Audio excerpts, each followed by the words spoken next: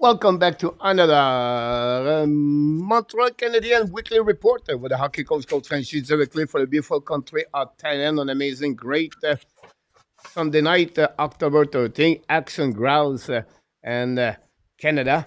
And then we talk about the Montreal Canadian, of course. But tonight we are not only alone, we have a couple. The house is full tonight, so we're going to talk about with them the next couple of minutes. But I want to talk a little bit more what we got then upcoming week for the App Nation, the Hockey Nation. We are back Monday night at 7:30 for the game between the Pittsburgh Penguins and the Montreal Canadiens. Something happening that night. We'll talk about this in the next couple of minutes. And then the Montreal after that, Tuesday night, going Wednesday, we talk about the Montreal Canadiens show. Thursday, the Montreal play against the Kings. And then Friday, the Friday fun tonight is back. And then Saturday, we're going to talk about the another game play by play, the New York Calendars. That's what we got for you guys this week. So join us every night at 7 o'clock, 7:30 Monday, an exception, or of course at 8:30 for the show for Montreal Canadiens. And then the subject we got tonight, guys, to talk about is the fun to watch. What are you talking about? Fun to watch Montreal Canadiens. Who are they? And we're going to talk about also my daily video. Caufield is back with the Montreal Canadiens. So check Caufield. Going to be another subject for the Montreal Canadiens tonight on this show. And then we have other things to talk about, the NHL news, the NHL surprise team and disappointed team already in the NHL. And then we're going to talk about, of course, Montreal Canadiens around the team during the first week in NHL season 24-25. Don't forget the Clash. And the Clash, I cannot do it alone. I have to have someone with me. But I don't have only one. We have a double tonight. The house is full with welcome back. Let's further ado to welcome Marco Rabi and Mr. Enortap are back in the house.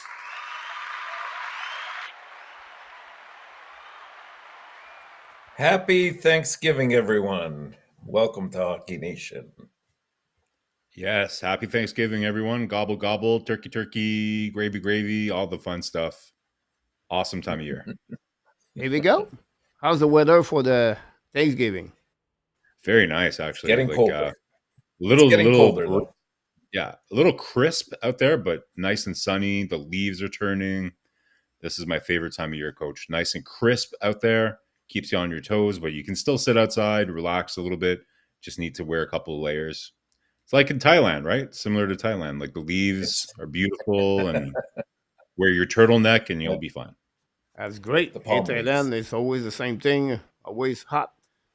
What we eat at the Thanksgiving in Canada? Well, we don't eat Food. bugs. Turkey. We don't eat special bugs with the family like in Thailand. It's a little bit different. Definitely turkey.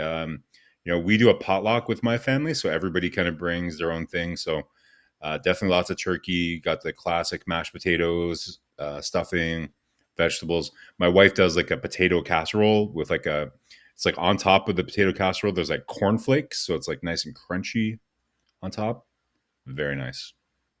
What about you, Nice, Mr. nice. Enortap, with the big family you have? Absolutely. We have the turkey for sure, some Cornish hens. We also have a lot of different types of salads that we bring along as well. So that's always good because it tends to keep you away from some of those proteins, which put you to sleep after a while if you're not careful. In Do you Thailand, remember that's that? the Overall, in Thailand we had the cheese. This is the cheese Thanksgiving. It's funny because I took I think Friday night. Well, Friday for you guys. Why no? Friday night for me. I went out. Well, I live in downtown now, so it's like easy to go out. Honestly, you can go out every night, but I've been here for 3 years now, and nothing bother me. Like not bother me, but it's just normal for me to go left and right, walking everything, and you can walk at 4 o'clock in the morning, 1 o'clock. It's safe everywhere, but I go anyway a new bar. I've been there for about 3 times, and it's the same reaction all the time for me. It's like just watching the people, like the vacation people in Thailand. it's like the paradise for them. It's like their their behavior will not be the same, whatever they're coming from, like Canada or Germany or Austria. Like they are crazy. Like they spend money, put the money on the tables, fly the money on the air. It's just like it's a really crazy to see the behavior about that. And they are, it's a paradise for them to have those all those people around them, and then they have a good time. And they they they left by they not left alone. They left by duo, like two people together. Two people they come Well, around of and they course, leave yeah. two. It's crazy. See that at the It's the door. only way to leave. Well, Like it, Coach, it, your it's Thanksgiving experience is a little less wholesome than maybe a lot of us experience in Canada, like a little bit more family oriented of Thanksgiving. And what since it's they Thanksgiving, should we it. do like a quick? Should we do a quick kind of like what are we most thankful for? We know Coach is most thankful for cheese and all the bugs that he gets to eat for free in Thailand. But Enortap, what are you most thankful for on Thanksgiving? By the way, Edmonton Oh, it's all score. about absolutely. Who scored? Who scored? Corey Perry. Corey Very Perry. He's on a roll. 2 goals nice. already. Okay. Yeah, absolutely. It's got to be family for me. It's an opportunity for everybody to get together, and in today's hectic world, it's sometimes you lose that meaning in everything that you're trying to do and accomplish in the course of a day, a week, a month, a year. So you make sure that these opportunities that come up, like Thanksgiving, Christmas, Easter, any other holiday, that you're with family, and that you're grateful. You're grateful for whatever you have, and truck on. Yeah, 100%, man. Like, so easy to kind of lose track of what's really important, right? So we're lucky, Yeah. like, obviously not everybody has like a family that they can turn to in these holidays. So, we're lucky to have this community here too, where we can kind of share our love for hockey. And, so thank you, Coach, for having this community for us. And, I'm obviously most thankful for my family and my health and everything else, but also very thankful for this community. And it's great to be able to connect with everyone. So thanks for joining us. And Coach, I'm sure you have a lot of hot topics for us. Put Enortap and I on the hot seat. So looking forward to it. Ooh, Here we go. We're going to start right away. The NHL injury news. We got Barkov. I said Barco. My name is F V already. Barco. Uh, 2 or 3 weeks for with the Panthers. Celebrini 1 week. Myers Roy leave the games on the weekend. Matt Roy, by the way, so it's not like Joshua Roy or Patrick Roy. In case he can leave the bill, he can leave the game also, but it was not happened to him. Kachuk, Erickson, AK, Spurgeon. Spurgeon, jeez, I was not good on that one. Out for the game tonight for all of them. That's pretty much what we got. The biggest news about injury. I don't have a lot. But the biggest news was honestly the Montreal Canadiens put Barry Boulet and the waiver for the Montreal Canadiens. Then they added the goaltender Ville Husso. I'll be surprised some team take Husso. Husso can run still at $4 million, right? Coach challenge, by the way, for Edmonton. But Barry Boulet, so we're going to talk about that news already. What do you think about that news for the Montreal Canadiens? Surprised a little bit earlier, or that's what your expectation? What make them to do this, and what would change? I think that changed the lineup of the Montreal Canadiens, Marco and Artab. So let me know about that. So let's start with Marco about that. Yeah, sorry if you saw me distracted. I just spilled beer all over my on my work computer, so I just making sure I wipe that down. Yeah, like I guess not a huge surprise, guys, for Barry Boulet. Like, I think he had a really strong camp. There's no question he earned his way, into the starting lineup for the start of the year. But and listen, like I can't say that he was the worst, player for Montreal. Like, I think he had some good moments. But I think we saw a couple times as well too that he did get kind of out muscled. Overall, like, it is kind of a smallish lineup for Montreal. And even though he did have some nice moments and did bring something that was interesting in the lineup, I think with some of the other options, in particular how well Heineman and Kapanen have played, like it just kind of I think St. Louis, it gives them a little bit more options, a little bit more size, a little bit more versatility. in that bottom six. So, listen, it might not be the last we see of Barré-Boulet, but not a shock, and I would be surprised that he gets picked up on waivers. You'd be surprised or not surprised? I would be surprised if he did, yeah. Yeah. I mean, uh-oh. Uh-oh. No goal. No goal. No goal. No goal. Okay, 1-0 still. It's okay. Okay, guys, I'm going to be right back. I just need to clean up my computer because I just want to make sure that it doesn't. I'm going to log off and I'll be back in like 30 seconds. Okay. Sounds good. Sounds good. Okay. Sorry. Yeah, I was just going to add to that, Coach. I think originally when they picked up Barré-Boulet, the intention was if he wasn't going to make the team, that he was going to add a dimension of experience to Laval, because it's a very young team in Laval. And you need somebody that's been there and has produced, and wherever he's gone, he's always produced at the AHL level. Now, we saw that he had a decent camp, and he looked pretty good.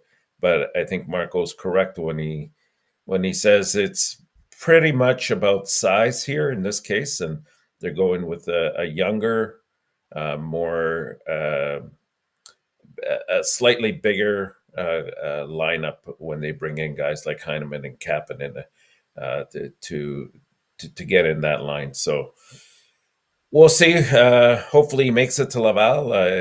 I mean, it'd be great for him to be picked up because you always want the best for them wherever they go. But for Montreal's sake and for Laval's sake, I think if he were to get there, it would be a big help at that level.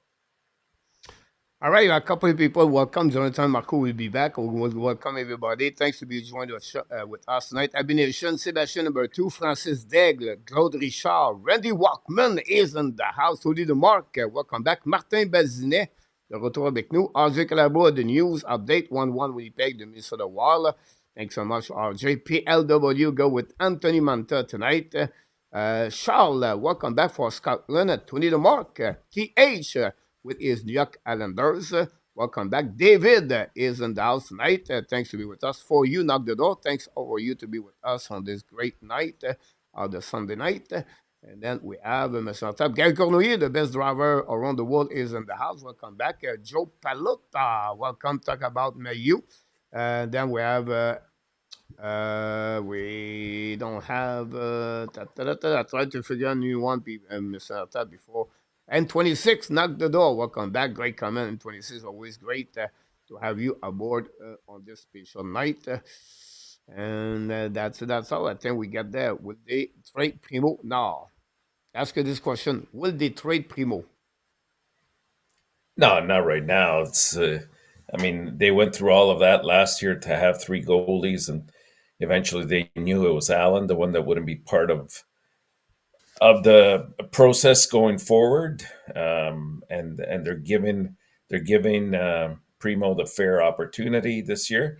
Now it's up to him to make the best of it. Unfortunately, he hasn't gotten off to a great start, but let's be fair. Like, usually, I'm going to summarize everything that when you're doing really, really well, things are usually not that good, and when you're doing poorly, things are usually not that bad.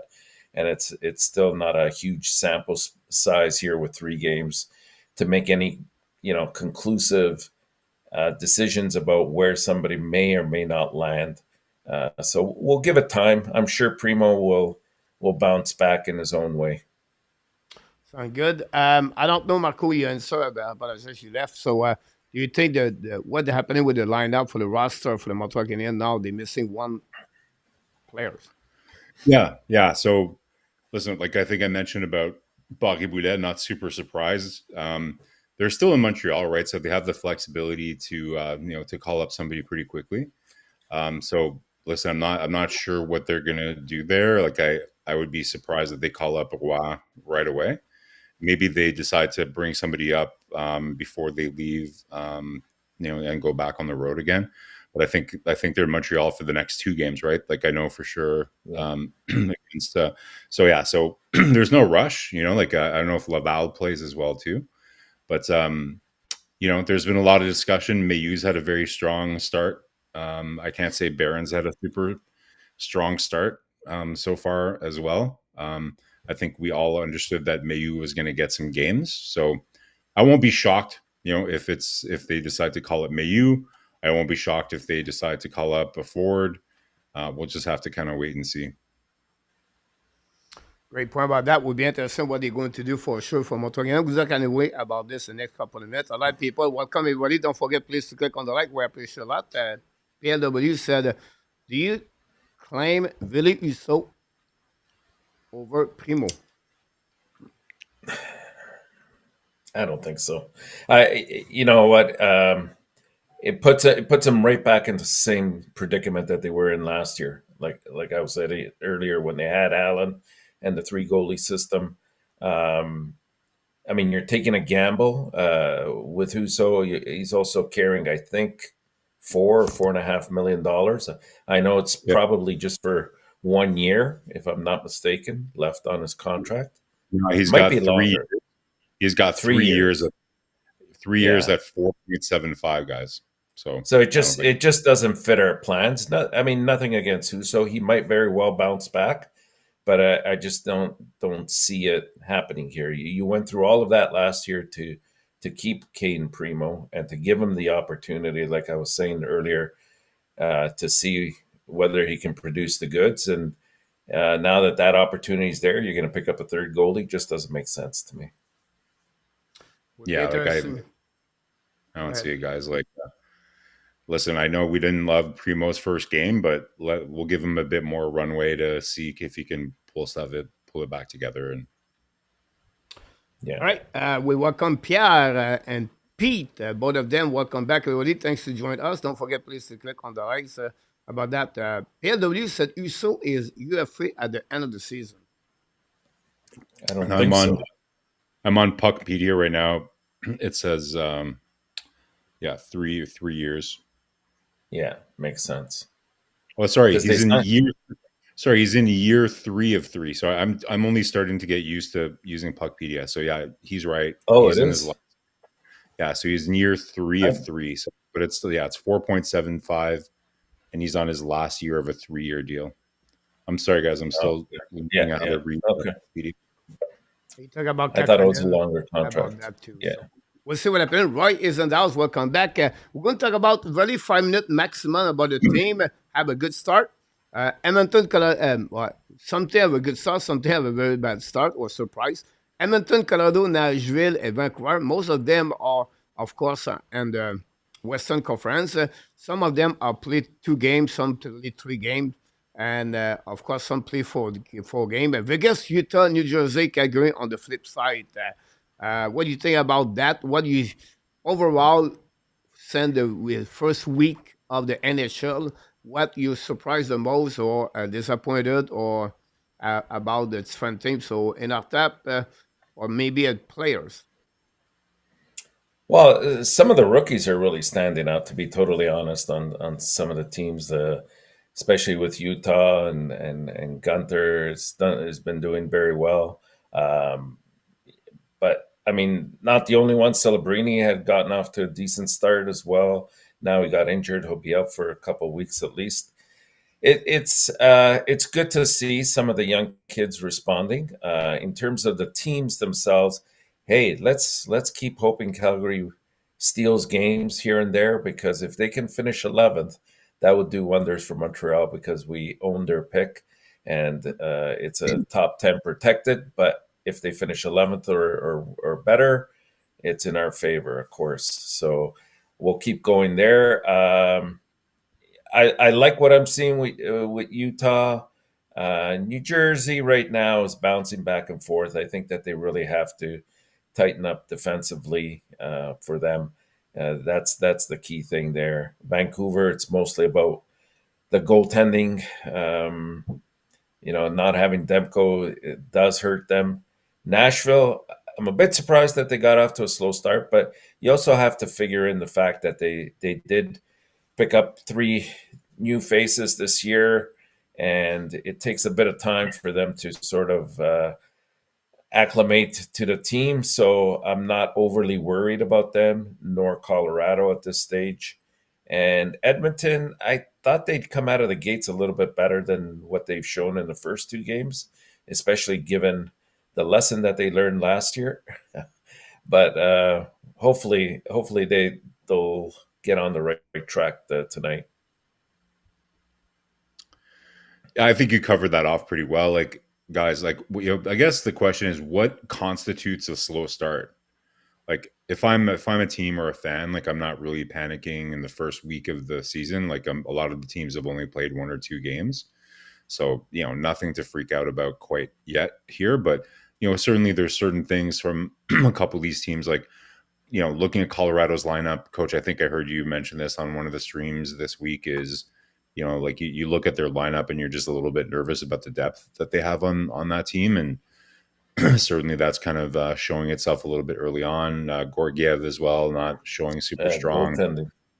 Yeah, and same thing with and like you mentioned Nashville, but it's super early, like and the same thing we're going to be talking about the Habs at length today. So you'll see, like my approach is there's still a lot of assessment to do. It's like it's too small of a sample size to really know. But Yeah. If you have a team that didn't really start off super well this week, and then you get into the second week of the season and you don't see a bounce back, that's when you start getting worried, right? Like if you start a season 0-4 or like 1-3, and especially if you're playing divisional opponents and you start losing points right away to divisional opponents, that's where it starts to get a bit dicey, right? So I think in this case here, I don't see any of the teams on that top line here that I'd be too concerned about yet. And if I look at Calgary, like it's it would be nice if they finish above 11th, but I'm still not sold that will be the case. But I agree, Utah, man, has been so fun to watch. Luckily, we don't have to watch them in person because we hear that there's a lot of blind blind spots in that arena, which I didn't hear about. Like I thought everybody was super excited about the brand new or the great arena that they had in Utah, but I guess there's a lot of spots in that arena where you don't have really good eye line. So luckily we get to watch it on TV. But lots of fun to watch that team so far. I have to say, I think I might have gotten the steal of the draft so far. Dylan Gunther, I think got him in the 6th round. So been enjoying watching that, Coach.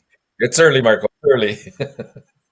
All right, sound good about that one. We're going to move on for the next thing. It's about the players, honestly, with a good start.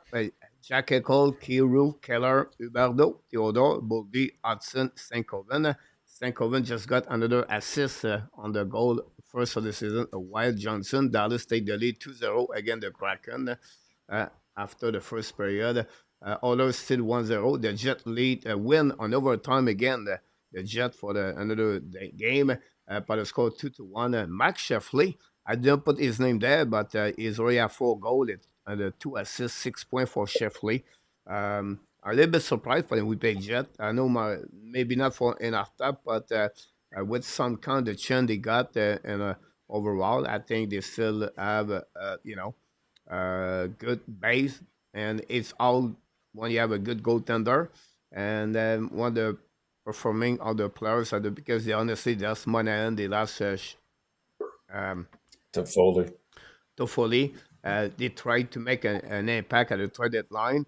And the case of Nicolas Eiler was surprisingly the turnaround to stay with the team. But look, they're looking good when he paid. But I need particular players so far on that. Or maybe on the flip side, like where is Austin Matthews since the beginning of the season? But maybe 1 minute each about that, Marco.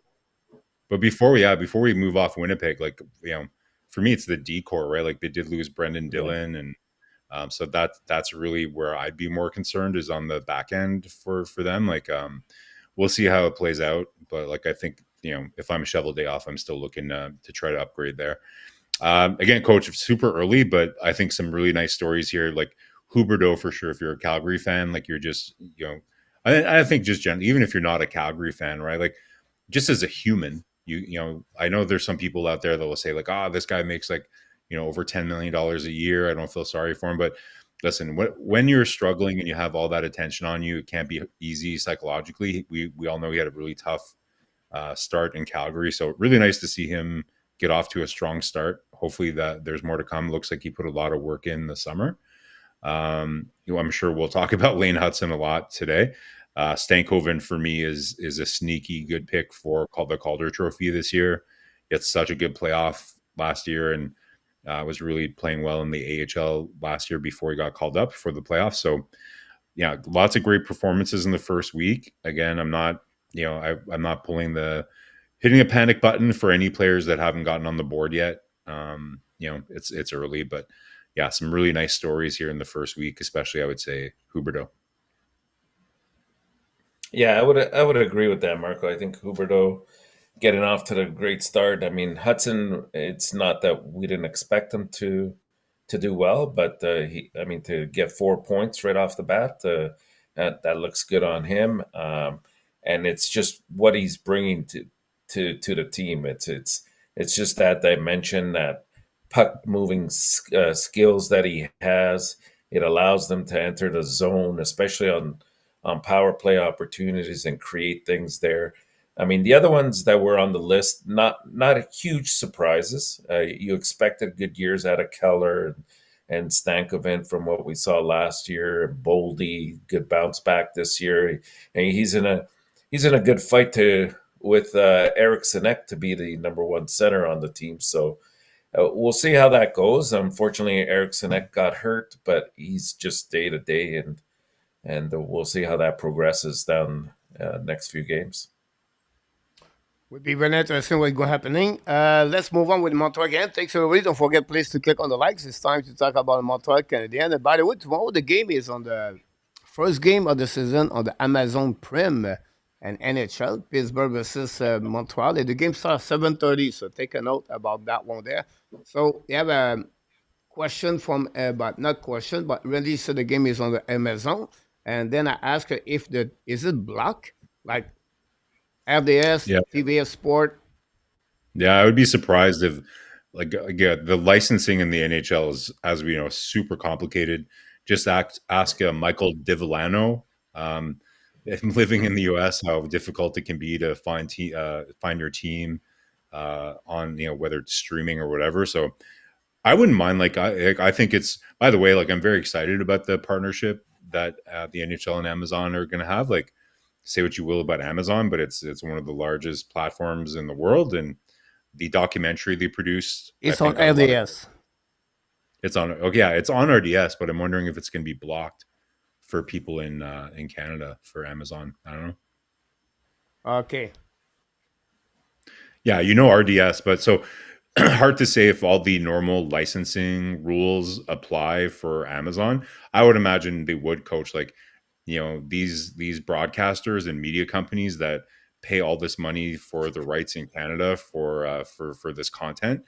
I'm sure they wouldn't be super happy if at the last minute the NHL creates a partnership with Amazon and everybody can just go to Amazon and watch the game. That's a lot of lost revenue for those advertisers, for RDS, for TSN. I would be surprised if it's viewable in Canada, but I might pop in. Sportnet sold it, so Sportnet could be okay. Not show that game, right? They sold it, so they have a sharing over there. But look like LDS keep it from PLW about that. So and for the people USA, you can watch the game on the channel Sportnet Pittsburgh area from RJ Calabro. About this, PLW said be ready to pay for Crave ESPN Plus, blah blah blah. About that's possible. Turn off that. Here's Johnny. Golden! Welcome, Johnny. Welcome, Johnny. Glad to have you aboard. Tony DeMarc is with us. So I just want to clarify this. Shucks is in the house tonight. Sportnet sold the English feed on Monday, not LDS. So ESPN Plus is the only way I can watch the ad. At least I get us a satellite, yeah. Yeah, well, maybe IPTV, but we cannot promote this too much. But maybe another way to get that one for sure if you want to go that direction. About that, so here we go, Mr. Tap. Recap weekly. Montreal finished the week with a 2-1-0. A goal 4-9. A goal again. It's not honestly. It's 7. I apologize. The differential was 2 +2 for Montreal Canadiens. and then the power play at 20%, and the PK at 92.3. So let's start with Mr. Enortap on that one, if you don't mind. Give us a little bit a weekly recap of Montreal Canadiens. Overall, Coach and Marco, you know what? I was pleasantly surprised when you look at it overall. They came away with 2 wins and 1 loss, so 4 points. I think predicted three to start off the season. Um, I mean, there's still some areas of concern, no doubt about it, but there's a few areas that I thought that they're showing some improvement, and that's a good sign. As always, I think in all 3 games, the second period has really not been very kind to Montreal. If you look at the just in terms of the shots on goal, even in those periods, like they've been badly outshot, like 13-6 Toronto. It was 10-5 by Boston, and 12-4 by Ottawa. The good news about the Ottawa game, at least, was they didn't give up any goals in that second period. So that's something to look forward to. Some positives. I thought that when they did have the lead going into the third period, I mean, last year it was a problem sometimes hanging on to those leads, and they gave them up. And this year, at least, again, very short sample size, but they've done a good job of maintaining it. I'm liking what I'm seeing. I know that they've made some mistakes on the defense, but I'm liking what I'm seeing, that if there's a loose rebound, they don't give up that rebound to the opposing team. They clear it out of the way of Montembeault in 2 of those 3 games. And that's helped him immensely, as we've seen with the way he's performed. Because usually he gets that first shot, and he's fairly sharp with those. It's the rebounds that have always concerned me. And they've done well on that. The giveaways are a bit problematic. That part, I think they're going to have to clean up. They got a little bit better with face-offs. With Toronto, I think they were at 33%. Then the second game, they were at 50%. And they beat Ottawa yesterday. I think it was 55% on the face-off circle. So that's also a good sign. And overall, when you're looking at, as you can see there, if you can have a power play at 20% and a penalty kill at 92%, that bodes well. And again, I totally get it. It's a very short, small sample size. 3 games does not a season make, but it's a good start at least. Yeah, no, listen, that's the first thing I kind of saw when, looking at Coach's graphic here is you're looking to get over 100% total for your PP and your PK. So if Montreal can maintain that, that's a really, really strong signal. To me, the PK, I think what they were like 13 for 14. They only allowed 1 power play goal against. So that's really, really strong work there. I guess my takeaway, guys, is I think we were all a little bit nervous based on kind of how the training camp went, just how I don't think any of us really saw a training camp in the past where the management was so conservative about playing their players in the games. Like, listen, we've litigated that over and over, so let's not get back into that. But there is a right to be concerned going into the first games here, because of the fact that in some cases you have players that hadn't played in over like 10 or 12 days, right? So with all that taken into consideration, I think I was looking for, if Montreal could get out of this sequence of this 4 games in 6 nights, if they could come out of that sequence with at least 500, I would have been happy, right? So at the very least, we're positioned to do that. Even if they were to lose against Pittsburgh, and they still come out of this really, really tough sequence to start the year at 500 and with an opportunity to finish, 3 games above, right? So I think really positive start. I think, building blocks here, like there's there's a lot of positive things that you can kind of build on, and there's a lot of things that I think we can kind of all agree that need to improve. But I like I like what I'm hearing. Like, words are words, but I like what I'm hearing out of Martin St. Louis, right? As we've talked about last year, sometimes, like, it's interesting to see kind of if there is a connection between what Martin Saint Louis talks about in his press conference and if you see those adjustments happen in game. So we heard Martin Saint Louis talk a lot about how in against Boston they didn't have a very good deep game. Like in French, I think he calls it something else like a fond dans le fond, right? So I was watching that very closely against Ottawa, and you could see like even the Suzuki line, they were kind of putting the puck in deep. And again, like some of the dump ins maybe weren't as good, but like Mate Saint Louis said, like at least you're getting the puck deep, and they're not in your end, and you're making them come all the way back, which is not easy to do in the neutral zone and everything. So good building blocks, and again, Coach and Enortap, like what did we talk about this year? The record against the Atlantic Division is going to be absolutely critical if Montreal wants to stay in the mix. So far, like all three Are we games. are we halfway there, Marco? Like last year, what did we win? 4 or 5 games only against the I think, Atlantic Division? Five, yeah, like, yeah. So 5-14, 1 to 2, so yeah, Yeah, about 25, 26 games. So I may be off about 1 to 2 tie, but was yeah, 5-14 yeah. something. yeah. So So we're off to a good start. 4 yeah, points is good. 100%. And that's where the West will, or not, and this, the expression where the West will be won, and where the East or the Atlantic will be won, is all about kind of the record against those divisional opponents, right? So huge 3 games to start off, and you know, good teams find a way to win. And ultimately that's what they did here, for sure. There's no question. I'm sure we'll double click more on the Ottawa game in particular, but definitely the strongest team win of that they had was against Ottawa. So that was really interesting to see. But yeah, no, I think overall hard to be mad at this week, and we'll continue to follow some of the narratives moving into the next week. Great point about that. Like we did a couple of show, but one video I said, what Montreal need to do for mix to be in the mix, right? And they have to check. We have to check the goaltender situation. They have to be sure goaltenders show up with consistency. Then check the power play, check the PK special team have to be there. Then don't give too much goal against. Every game to be sure below 3.00 to be sure you have better chance to win the game. And then Atlantic Division is the one where they have to be better overall for that. So yeah, a lot of check box they did so far. Since the beginning of that only 3 game, honestly. But overall, they play only 4 period on the 9 so far, for my opinion. I don't think so. It was better. So we have a good game at Ottawa. It's a little bit where the motor is going to be all year long, Marco and Arta. A roller coaster Yeah. where you have a really bad game against Boston and a really good game against the Ottawa Senator.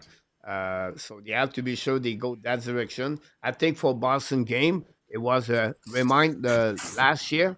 I think they lost 9-2 or 10-2 against Boston Bruins at some point, and then they have a 2 days off. 10-4. Yeah. Marco, and that where Martin Louis retreat himself for 2 days to learning about to show them the forward checking, and this is really difficult to learn the forward checking. So it's just easy no because you have to figure out the system go with that. So and they're still learning that. It's not for everybody, and it's not inside the DNA for all of them. So anyway, short story.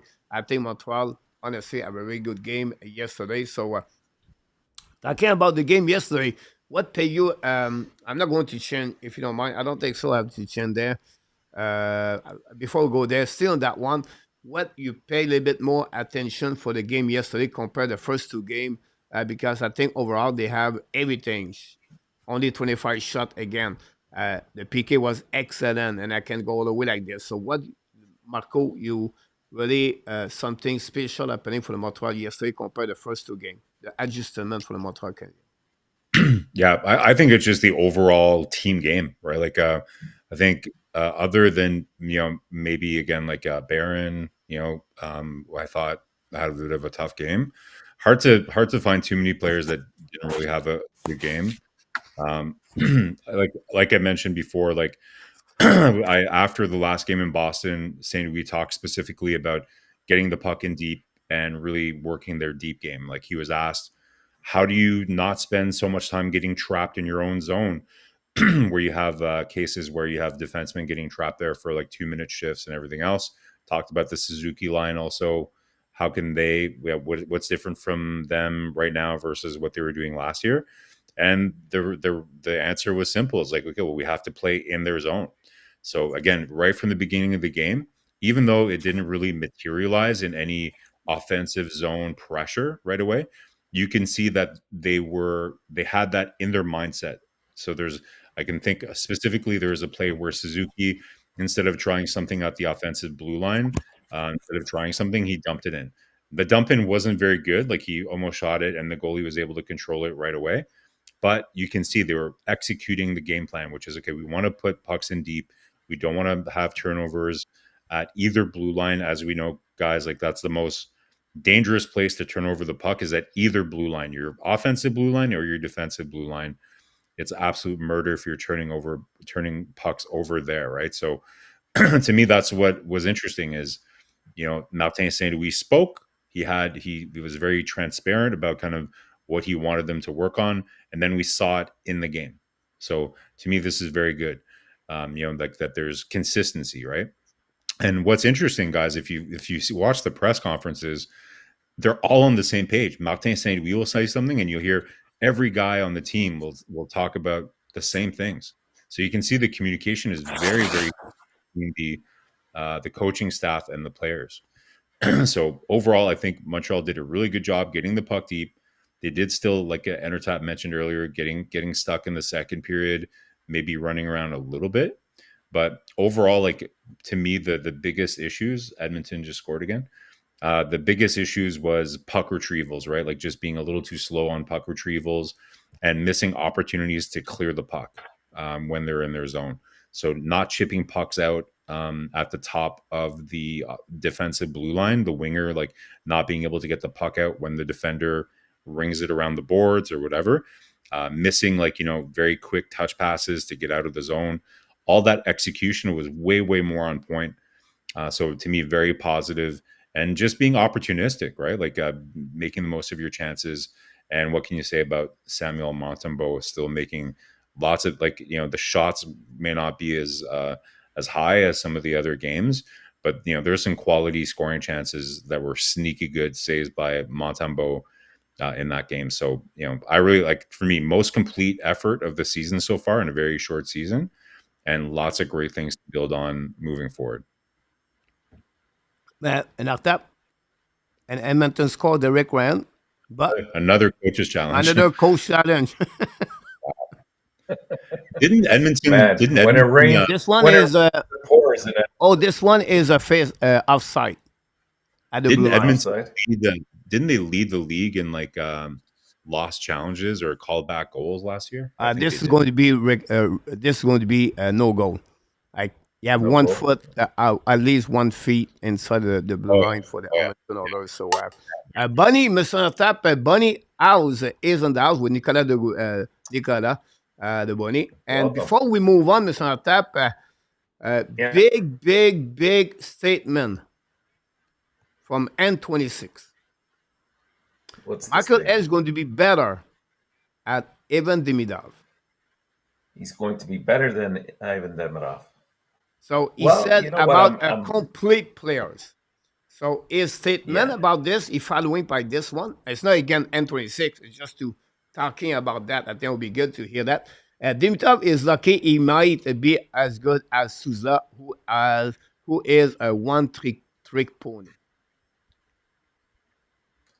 I don't know about that. I mean, I'm liking what I'm seeing from Hage, absolutely, and I think he does have the potential. Especially, remember this year is a big year for Doc, and we're looking at him very closely. And it might not turn out well to be at that center for him. He might have to go on the wing, which opens the door for somebody like Michael Hage. I know that's a lot of pressure, and it's still a couple years away, but that possibility is there. He's got a hockey IQ that's really, really good. He's got a very good shot. He's not afraid to go in front of the net. He's a very good passer as well. He creates, and that's that's something you need, and he's very responsible defensively. So yeah, the potential is there. I see Demidov more as a dynamic player, and maybe not as complete as Hage, but he is very dynamic, and he does that ability to put the puck in the net. We're not seeing it now because he's not given the opportunity to demonstrate it. But I think it's something that we will see down the road when eventually he makes it over to North America. I don't know. I'm down with what Patrick, Mr. LeWhite, just said in the chat here about it's too early, coach. Like I don't know what we're talking about, trying to It's compare not these early. players. I just respond to him, Marco. He played 120 game in USAHL, Michael Edge. Yeah. Like we follow players prospect for all year long. That's what the scouting does. This that will give you an idea what it look like. Yeah, if you follow Connor Bedard, and it's too early because he played 2 games in the WHL, he scored 3 goals. I disagree with that part because you follow the player for many years. Michael Edge, you already see him. One of the game in USHL, Calgary just scored a goal, by the way. Ramis Anderson. So for me, I Go disagree Calgary. about that one there. You follow Dimitar, but Dimitar play how many games in MHL for the last 2 seasons? Now you evaluate him for the first 8 game KHL. For me, he give you an idea what the player could be in NHL. Yeah. Is a projection about that. When it says too Yeah, early, I disagree with that. but It what's just really doesn't always relate at the but what's NHL really level. tricky is that what you're trying to do though is you're trying to compare two players that play in two totally different leagues, different levels. That's what makes it really tricky, right? Like trying to project players is that you're trying to understand how these players compare, and they're not playing in the same universe, right? Like, and again, Demidov, like we all know, is not really getting that many minutes and that many opportunities to play. So I just don't think it's a good sample, and a good, like it's Yeah. impossible at Yeah. this stage anyways to really measure it with any kind of like it's all eye test. Like listen, I believe in eye tests and everything, but like again, so to me, if I had to bet, I would bet that Demidov is going to be a more productive player in the NHL. You know, we hope so. Mhm. Like he's a 5th overall pick, guys. Like what happens? Let's not get down on Demidov just because he's not really getting that many minutes. So am I excited about Still Michael their top Hage? scorer. Like, guys, like on Twitter yesterday, like it's interesting, like everybody's excited about what we're seeing from Michael Hage, and so am I. But people like are already penciling him in as Montreal's second line center next year or the year after that. Like, guys, like let's say he does make the NHL in the 25-26 season. Yeah. Is Montreal really going to start him on the second line playing center? I don't think so, because you No. think there's pressure to be in the mix this year. Think about how much pressure there's going to be, not only to be in the mix, but to make the playoffs in the season of 25 or 26, 27. Like, you're not integrating a rookie guy as your second line center and hoping that you're going to be fighting for a playoff spot. Listen, I could be wrong, but I'm not penciling Michael Hagen as a second line center starting in right away. Like, maybe they start him off on the wing. Like, listen, way too early. I hope that, like, listen, if it works out that way and Michael Hage is ready to be a second line center, in 2 years from now, fantastic. I'll be the first one to be excited about it. But I just think, and coach, you've mentioned this before, right? Like, if you look at Hit the the brakes. if you look at the assets that Montreal has now, how surprised would you be, coach, if maybe even like 3 out of those assets, whether on the blue line or in what we think will be the top 9, get traded? We talked about roster construction, right?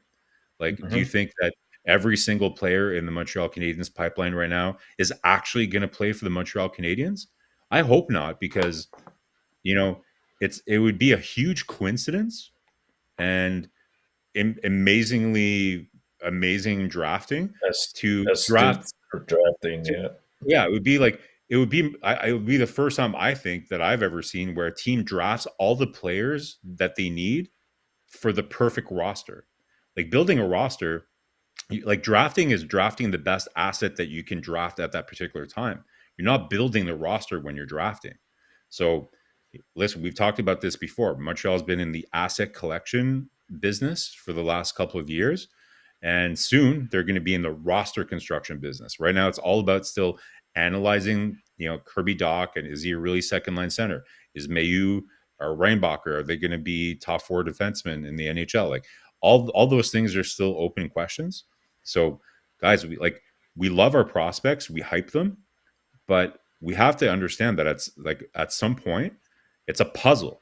Kent Hughes is going to is good, and if he doesn't do this, then he's not doing his job. Like he's going to have to build a roster with all the assets that he has. So I'm excited about Michael Hage, but I just it's too far in advance to understand how he's going to fit in the puzzle when we're ready to compete and when he's ready to make the NHL.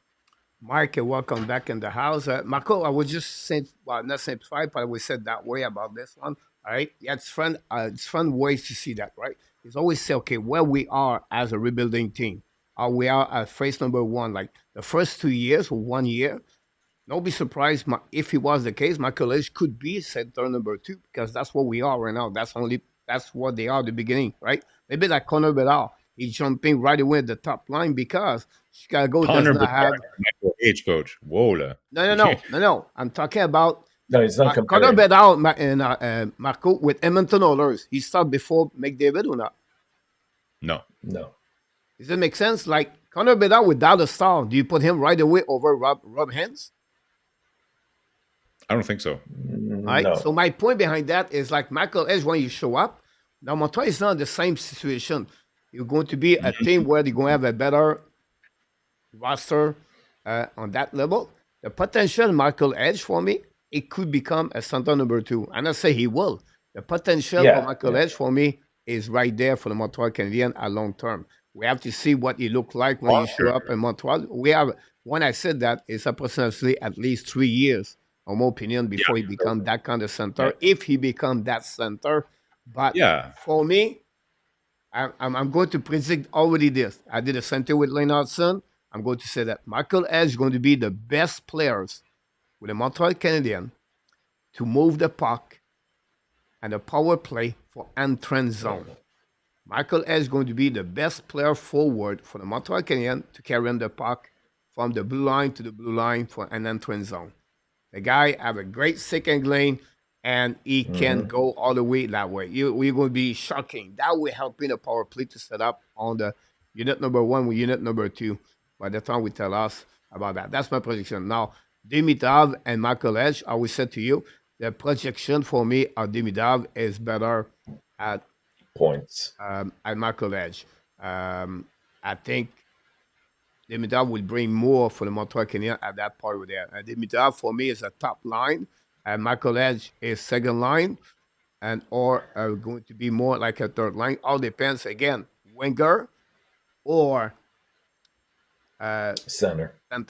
And then remember, you can have Michael Edge with Kirby Dak as a winger. If it's he reached that level, and we never know about that, and we'll see what it look like. But for me, comparable players, we'll see. The potential Michael Edge could be a center number two, but not right away. You protect those players. It's a bit like Kapanen right now, right? Kapanen maybe the potential to become a center, not mainly a center, but maybe a player could be on the top six. I don't say he will, but he will not. That's the reason they don't put Kapanen right now. They could test him, Marco Kapanen right now. Yeah, well, that was my point, Coach. Right? Like all I was saying is that in response to some of the highlights that we're seeing on Twitter, you have people, and again, like not just like random people, but like some actual kind of like podcasts like that we do here they do projected lineups. Oh, imagine what our lineup is going to look like in 2 years, and they have Michael Hage as a second line center. I'm like, whoa, like again, my point is that in 2 years from now, guys, if we're still in having the same conversation about, well, we're just going to put him in there and like it's just development. No, like it's not going to be like that in 2 years from now. Like even next year, guys, I think the pressure is going to continue to build here for Montreal to get competitive. And like I said, like Coach, I think you again, you've made this point before. Don't be shocked if some of these assets, including Michael Hage, Lynn, I'm not saying I don't like Michael Hage. I really like Michael Hage. I'm just not getting too attached to him because it's not impossible that in 2 years from now, when he's making the NHL, maybe Montreal Mm-hmm. identifies that they need a Sam Bennett type of player instead of a Michael Hage. Just as an example, right? It's not the missing ingredient that they need in their roster anymore. I don't know. Like it all depends. Like It's which players which players are going to work out, which ones aren't going to work out, and then Montreal have a better idea of what ingredients are missing. And Michael Hage may or may not be that missing ingredient at that time. We don't know. it's addressing where your needs are going to be. And as you said, it's not only through the draft, that's very important to establish that. But sometimes these draft picks, be it good or bad, they're being used as chips in a trade that has to come down the pipe at a later time that will address the immediate need of the team at that point. So it's early, but I'll tell you one thing. I'm glad right now that we have both Hage and Demidov in Yeah, like it's a the system. listen, like we want to like it's exciting to watch him like again, it's an asset, right? So your asset is increasing in value. That's wonderful news. It's Yeah, just so tricky to talk about what is that going to mean for the Montreal Canadiens as a team 2 years from now? Jesus, I have no idea, but it's yeah, it's exciting. down the road. He's Yeah. great start for him. We're all excited. Uh, great kid too. Loves being like dream being a Montreal Canadian. So listen, great story. I'm excited about it, but it's fun to talk. I'm not Pump saying the don't talk. brakes. Pump the I brakes. understand why people want to talk about it, and we can, right? But I'm just being honest. Like I have nobody knows. Nobody knows. Yeah, exactly. It's hard. It's hard. All right, sound good. Let's move on for the South Obscure at the office. By the way, Kuridak have 2 more years on his contract, Jarrod. 1 year after he become RFA for 1 year. After that, he become a UFA. So I just want to answer to Jarrod. Welcome in the house. Welcome in the family, Jarrod. I believe the first time. If not, welcome back. Don't forget, please, to click on the like. If you don't mind, that'd be great. That'd be awesome about that. Stood out obscure at office, Marco. So is this for the whole week or just the last game? You can go. You can go for the week. Okay. All right. No, I just want to because make sure. honestly, one game, like I mean, like we do the weekly Yeah, report, so I think it'd be better yeah, for the week, right? yeah. No, I agree, man. So I just want to make sure. Okay, so for me, for sure, like geez, I'd be a zombie and everybody would crucify me. It's got to be Lane Hutson for sure. That stood out. I Enortap, yeah, I'm sure you'll probably agree, but you can try to make it interesting and choose somebody else. I don't know, but for me, it's the whole NHL is taking notice of Lane Hutson, right? So how can it not be him? Obscure, like to me, it's I struggle between I'll go either Caden Gooley or Josh Anderson. To me, would be obscure, but I'll go Caden Gooley. It was mentioned in Martin St. Louis' press conference. And guys, I don't know if you watched it, but it was pretty hilarious. Like all the reporters, one after another, all had questions about Lane Hutson or Cole Caufield, and then eventually somebody asked about Caden Gooley, and Martin St. Louis even said, "Well, I'm glad somebody asked about him, eventually, because you don't win hockey games without Caden Gooley, right?" So for me, that would be the obscure hero, and then coach's office. Who gets to go to the coach's office? To me, again, it would have to be Justin Barron. Listen, like I just feel I see the effort there. Like I see that he's trying to be a little bit more physical, and for the most part, like he's done a really good job. I don't want to take away, like he's part of the PK unit that's done really well in the first 3 games. So it's not all bad, right? Like I think he's done a decent job. You can see that he's taken the feedback from at the end of last year to be a little bit more physical. I do see him trying to do that. The only thing for me is that I still just feel that his poise with the puck, like once he gets out of the zone, he's great at rushing the puck up. Like skating the puck out of the zone is very good, but it's just like I find he's his puck retrievals and he's not clean enough, and he gets really quickly, like if he's bobbling the puck when he gets it in the defensive zone, guys are going to get on top of him, and then he quickly gets overwhelmed on the forecheck, and then that's when Montreal gets stuck in the defensive zone. I haven't seen a lot of I haven't seen like huge turnovers by him. Like there was that one weird one where he did like a 360 at the offensive blue line, and there was a turnover that went the other way. So there are some turnovers to be a little bit concerned about with Justin Barron, but overall, it's just his touches in the defensive zone. They're a little iffy, and sometimes it leads to increased time in their D zone. So, for me, I'd want to have him in the coach's office just to kind of have him, really focus on those puck retrievals and go straight to your strength, Justin. Like just skate the puck out, move your feet, use your feet, and just skate the puck out and use your strength and continue to improve your physical play. But those would be my three guys. Wow, that's not bad, Marco. I would agree with that. I mean, how can you That's not? not bad, Marco. How can you not go with Hutson? How can you not Well, really it's easy. look at it? When you look at Sportsnet? Actually, it wasn't Sportsnet. It was Hockey Night in Canada. The analysts, and all they could do on the intermission was talk and drool Yeah. over what Hutson was doing. And they usually don't give their props to Montreal and some of their players. So Yeah. he's doing a lot of things right. But just to be a little bit different, I obviously agree with Hutson, but I would put up there as well two other people, both Montembeault for putting in two excellent games, Yeah. but more importantly for me, and this is the person that I'll select as my stood out, have to be Cole Caufield, getting off the season with 4 goals right away. Last year we were saying, hey, he gets paid to score goals. Well, he's off to a good start, and that's what you want to see. He hasn't been compromised in any way. He's playing very well, even though he's on that top line, and people have said that they're off to a slow start, which they have been, but he at least is getting the points, and he puts himself in good positions to score at all occasions every time. And I'm noticing he's also shooting the puck a lot more with frequency this year. Looking at the obscure, I would have to go with Josh Anderson in my eyes. I mean, here's a guy that we'd thrown into the dumpster, and not that he's come out and done wonders. He just has the one goal, but for me, it's the effort, it's the physicality that he's put back into his game. It's, as you said at one point, Marco, it's giving him a job, a role, and then following through with that. And I like what I've seen even on the penalty kill whenever he's appeared there.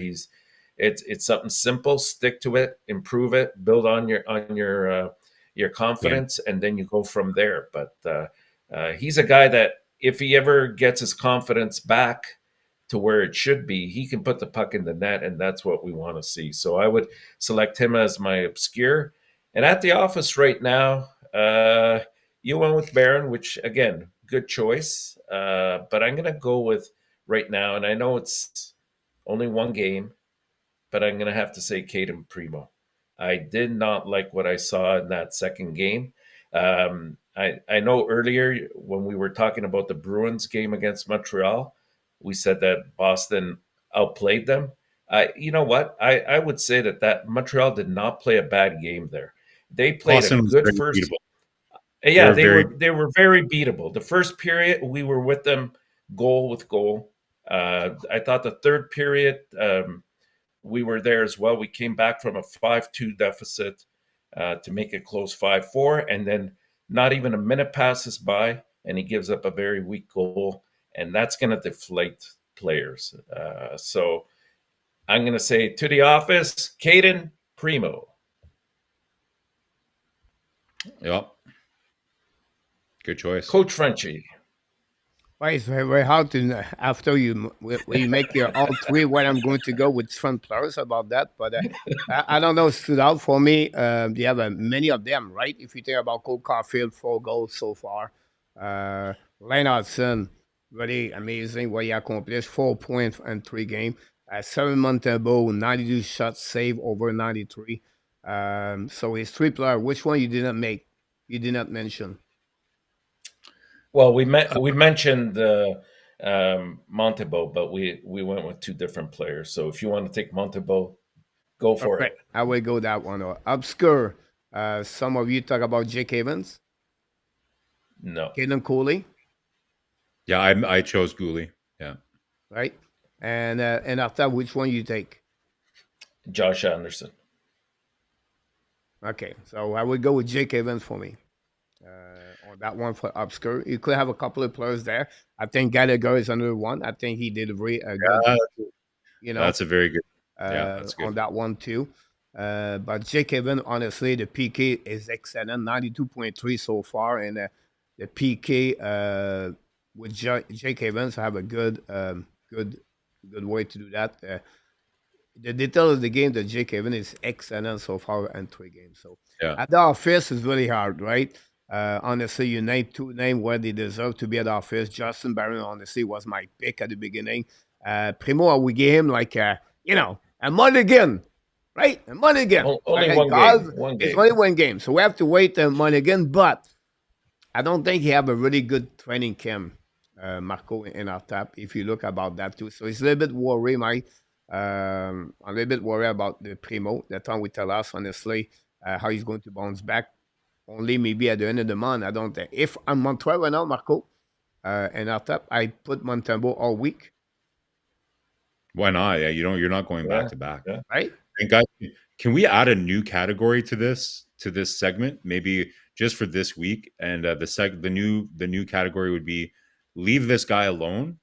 I would add, and I saw some people say Dvorak to the coach's office. Guys, are you kidding? That's another obscure guy. I think Dvorak had a really good, again, really important part of that PK.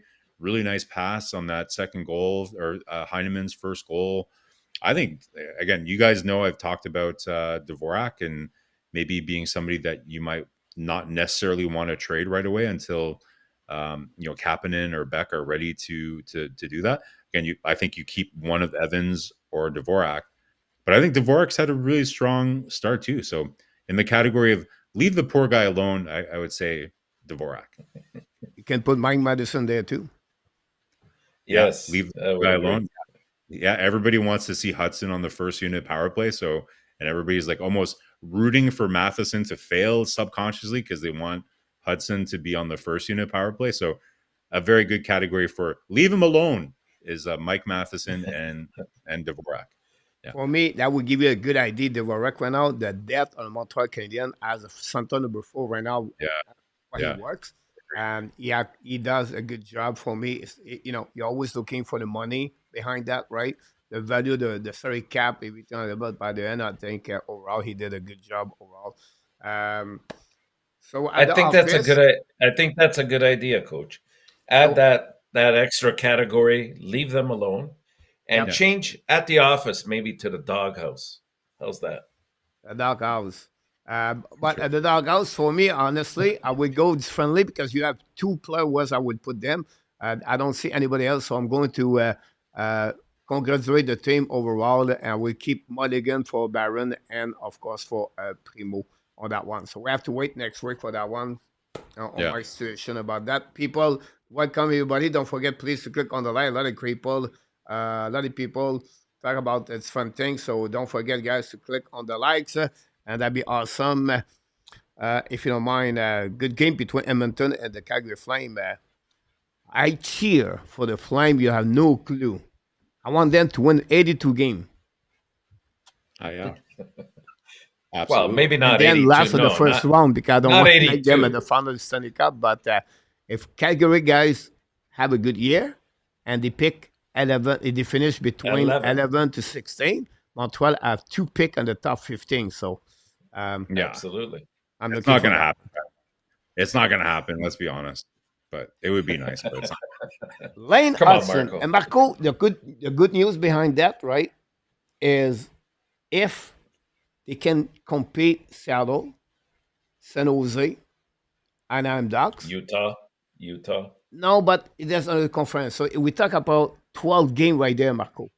If they can win 9 or 10 of them, That would give him a better chance. Now, said that, I understand your point of view about that because we're not at the trade deadline. And who knows could happen um, at the trade I'll deadline. be, one exception, Coast. If Montreal were somehow to trade for Anderson, and Calgary finished under, and they finished badly because they trade one of their. Because I'm a huge Rasmus Anderson fan. I would love Montreal to trade for Rasmus Anderson. I'm not going to lie. I think that would be a really, really nice fit for Montreal. He's still young. So, yeah. Anyways, we'll save that for another topic. But if Calgary finishes under 11th because they traded Rasmus Anderson to Montreal, I'd be okay with that too. We can send Byron too if you want to. By another Yeah. general time. Lane Hutson for the Calder. He's going to be in the He'll be in mix, the right? conversation. Yeah. He should be in the mix. Like, listen, like, he's playing a lot of minutes, right? Like, I don't know if he's going to be able to continue to play 20 minutes a game. Like, but listen, like at this stage, it's hard to bet against him, right? So if he's playing over 20 minutes a game and he can be somewhere around like 50 to 60 points, like it's going to be hard to argue against him. Like, again, I think Stankoven has a really strong start. Like, again, it's way early, but it's a really good crop of rookies. But listen, like, the media certainly is, and again, like, who votes for the Calder Trophy? Isn't it members of the Writers Guild, or like I forget who it is, but it's important to get. It's not like general managers or something. I think it's the media that votes for the Calder Trophy. I'm not 100% sure though. It is. So yeah, it is. If it's any indication, if so far the media really likes Lane Hutson. Everybody likes to watch Lane Hutson. He's so exciting to watch play, right? So it's hard to say. It's super early, but if things continue to trend this way, that to me, guys, the most shocking statistic I've seen about Lane Hutson over the last 24 hours. Like, I know we had heard the fact that in every game that he's played so far, he's the player that had the most puck possession in each game for either team that he's played. But did you see? I think I sent you guys that in our group chat earlier. It was crazy. So if you look at the top 5 players in the NHL in terms of ozone possession in the whole NHL so far, Lane Hutson, right? No, he's number 1 in the league with 3 minutes and 24 seconds of offensive zone possession. And you know who's behind him? Keller with 3 minutes and 10 seconds. Jack Hughes, 3 minutes and 9 seconds. William Nylander, 2 minutes and 58. And McDavid, 2 minutes and 56. Yeah. That is crazy. Over almost 3.5 minutes of offensive zone. And again, that's just offensive zone, guys. Think about how much time Hutson possesses the puck going back into the neutral zone to kind of circle back and create the next play, right? I'd be curious to see where he ranks in total possession. I'm sure he must absolutely be at least in the top 5 in the NHL. So to me, that's the most astonishing. Like, it's great that he's got 4 points, but to me, that blew me away when I saw that stat. It's how he control the game, honestly, for me. That's the first thing. If you play softball, right, and softball, and the baseball, you have 9 players, right, and softball, you have 10 players. You have a rover, and the rover, he is not on the infield if he is not on the outfield. He's right there in the middle of that. That's what Lane Hutson. He's not a defenseman, and he's not a forward. He's a rover. And 1 minute he could be defenseman, and 1 minute he could be forward. This is the kind of player I'm compared with right now because he can play on the right wing, right D. He has no right D for Hudson. The biggest problem right now, Marco and Enortap, is the other player need to adapt his style with him and with them. Yeah. This is where is the problem right now. When you go to fit that together, for me, he opened space on the ice, and one player is so good. I watched the tape and I did a video, and he's not playing right now. It's Patrick Laine. Patrick Laine go behind defenseman. He go in the area where nobody is there, And if you have it, and remember when they play one game together, Hudson was No, up, and they play very good. I don't know if you remember that game, but Yeah. I do. I I said do. this the next game, and then he got hurt. But they said, watch, Hudson's going to be on the ice at the same time with 92. At the end of the day, this is what Lane Hutson is. It is. For years, I said to you about this. I think Abination, Luc Lafortune, and someone else was talking about the size. He would be get killed after one presence. Like anyway, at the end of the day, I'm not saying I'm an expert, not at all. But I saw Lane Hutson dominate. Sen is 15 years old. And after that, when he won the national Team USA program, was the same thing. He's too small. He did it. He played after that in NCAA. He too small. He did it. Now NHL, he too small. Look where he's looking right now. So yes, he's Really, going the to only make mistake, Marco Enortap. Yes, he's going to Yeah, get hit sometime, right? But of at the end of the course. day, Yeah. he's so for me. I cannot remember. He's maybe one of the smartest players in Yeah. hockey. And that's make him a big strength, Marco, because he anticipates the play constantly. And like he said yesterday, Martin Saint Louis, I will said something maybe not exactly what he said, but he said Lane Hutson said every time I have 7, 8 option with a puck, but I try to make the best option. If the first option does not work, I already know my second option, my third option. And that's what Martin Saint Louis said. You need to be a smart hockey player to play NHL when you think that way. And I think this was really the reflect of the Martin's way about Lane Hutson. So at the end of the day, what I like Marco, they don't let him in the box. Like they let him play. And they will figure out with time. And that's what the good news about Lane Hutson. Which your rookie play with Montreal Canadiens as the defenseman play 20 minutes, 22 minutes, 23 minutes right away. It's rare, right? Victor And Mete. Victor Mete. yeah, Victor No, Mete. not quite. Not quite. They were but no, but unfortunately they you're were right. playing that much, but He it played wasn't with a good Shea idea. Maybe, Weber at the maybe, beginning. He started with Shea maybe Weber. PK Subban. Maybe. Well, But it's just so let's talk about that because a lot of people are talking about. Okay, so Lane Hutson but is the most exciting player since PK Subban. One thing that's very interesting to me, though, guys, is that with PK's exciting moments, you had to live with sometimes the not so good turnovers that happen, right? To me, the most yeah. impressive thing so far is that he's making all these things happen, but I can't think of maybe one or two turnovers that were problematic so far. A little bit more in the preseason, but he doesn't get in trouble that much either, right? Like he's Marco, and it's sometimes he lose the puck and he retrieve the puck after that. Like Yeah. yeah, he's running yeah, after that. You know, how yeah, we can him 100%. a nickname? Can we call him the Snake? The snake. Maybe No. like he's more of a pocket. Something goes. We'll have to work He's on a, that one there, coach. But yeah, like he's very like he's kind of like a whack-a-mole. his yeah, his puck pursuit is very good for sure. But no, it's to your point too, coach, is that you're seeing other players starting to kind of fill in for him when he's going up too, right? Like, and that's just going to get better. Like the awareness, him under and Hudson said it himself in his interviews. Like, I'm still learning every game, and I'm learning how to play with my new teammates, right? So as the kind of chemistry with his teammates gets better, the likelihood of him getting burnt on turnovers when he's trying something a little bit interesting is going to be less and less. So to me, that's the difference that you're seeing between PK and Lane. Because the knock with PK, and you can criticize Michel Therrien if you want, but the thing that pissed off some of the teammates for Montreal and for Therrien is that sometimes he would hold on to the puck too long. Like he would do like a spinorama, a circle back when the players were already skating forward, right? So Mhm.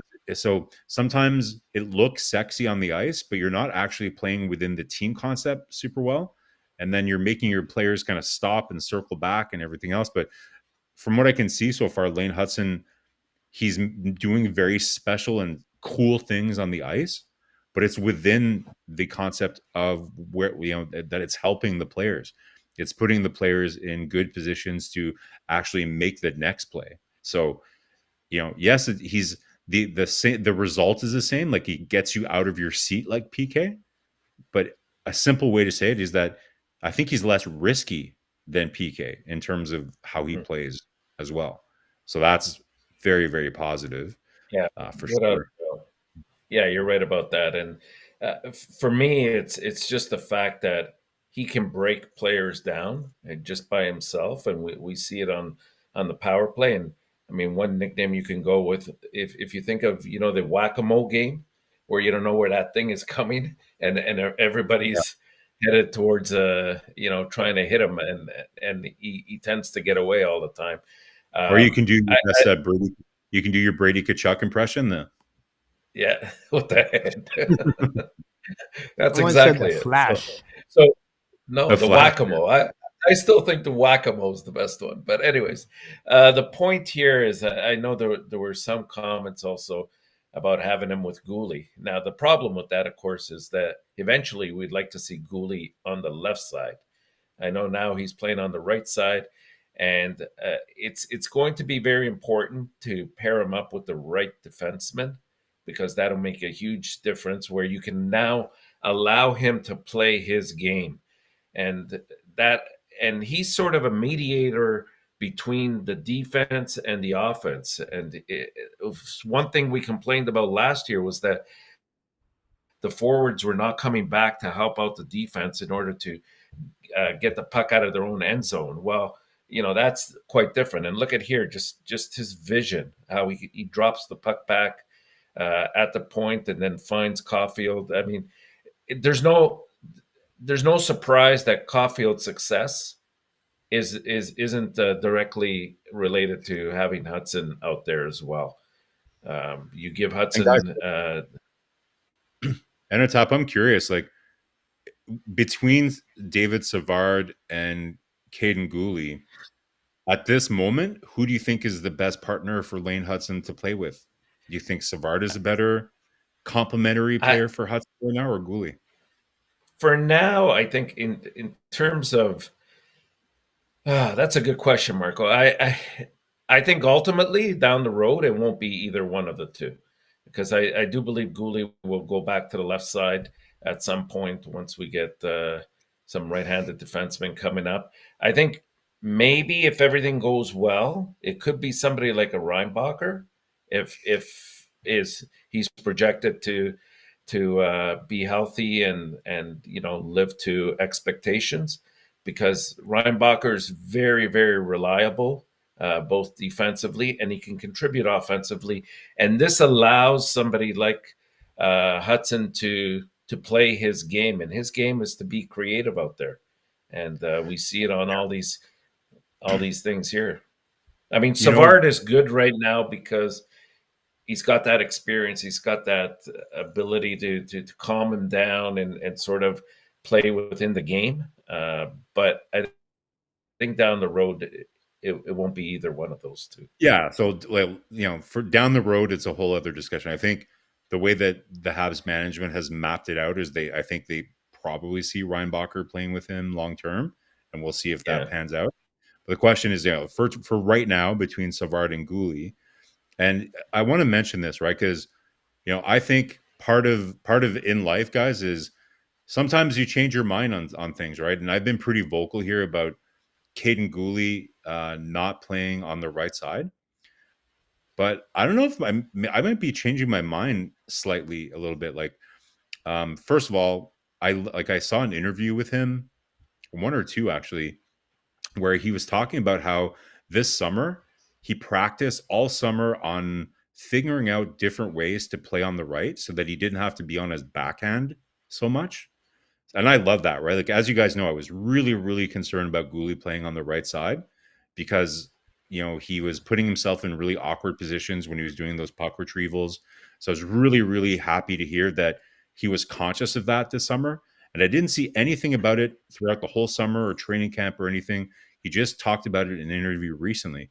And to be honest, and so far in the first couple games, and since he's come back, like since he played that first game in preseason, I've seen a huge improvement with Gooley's ability to do those puck retrievals.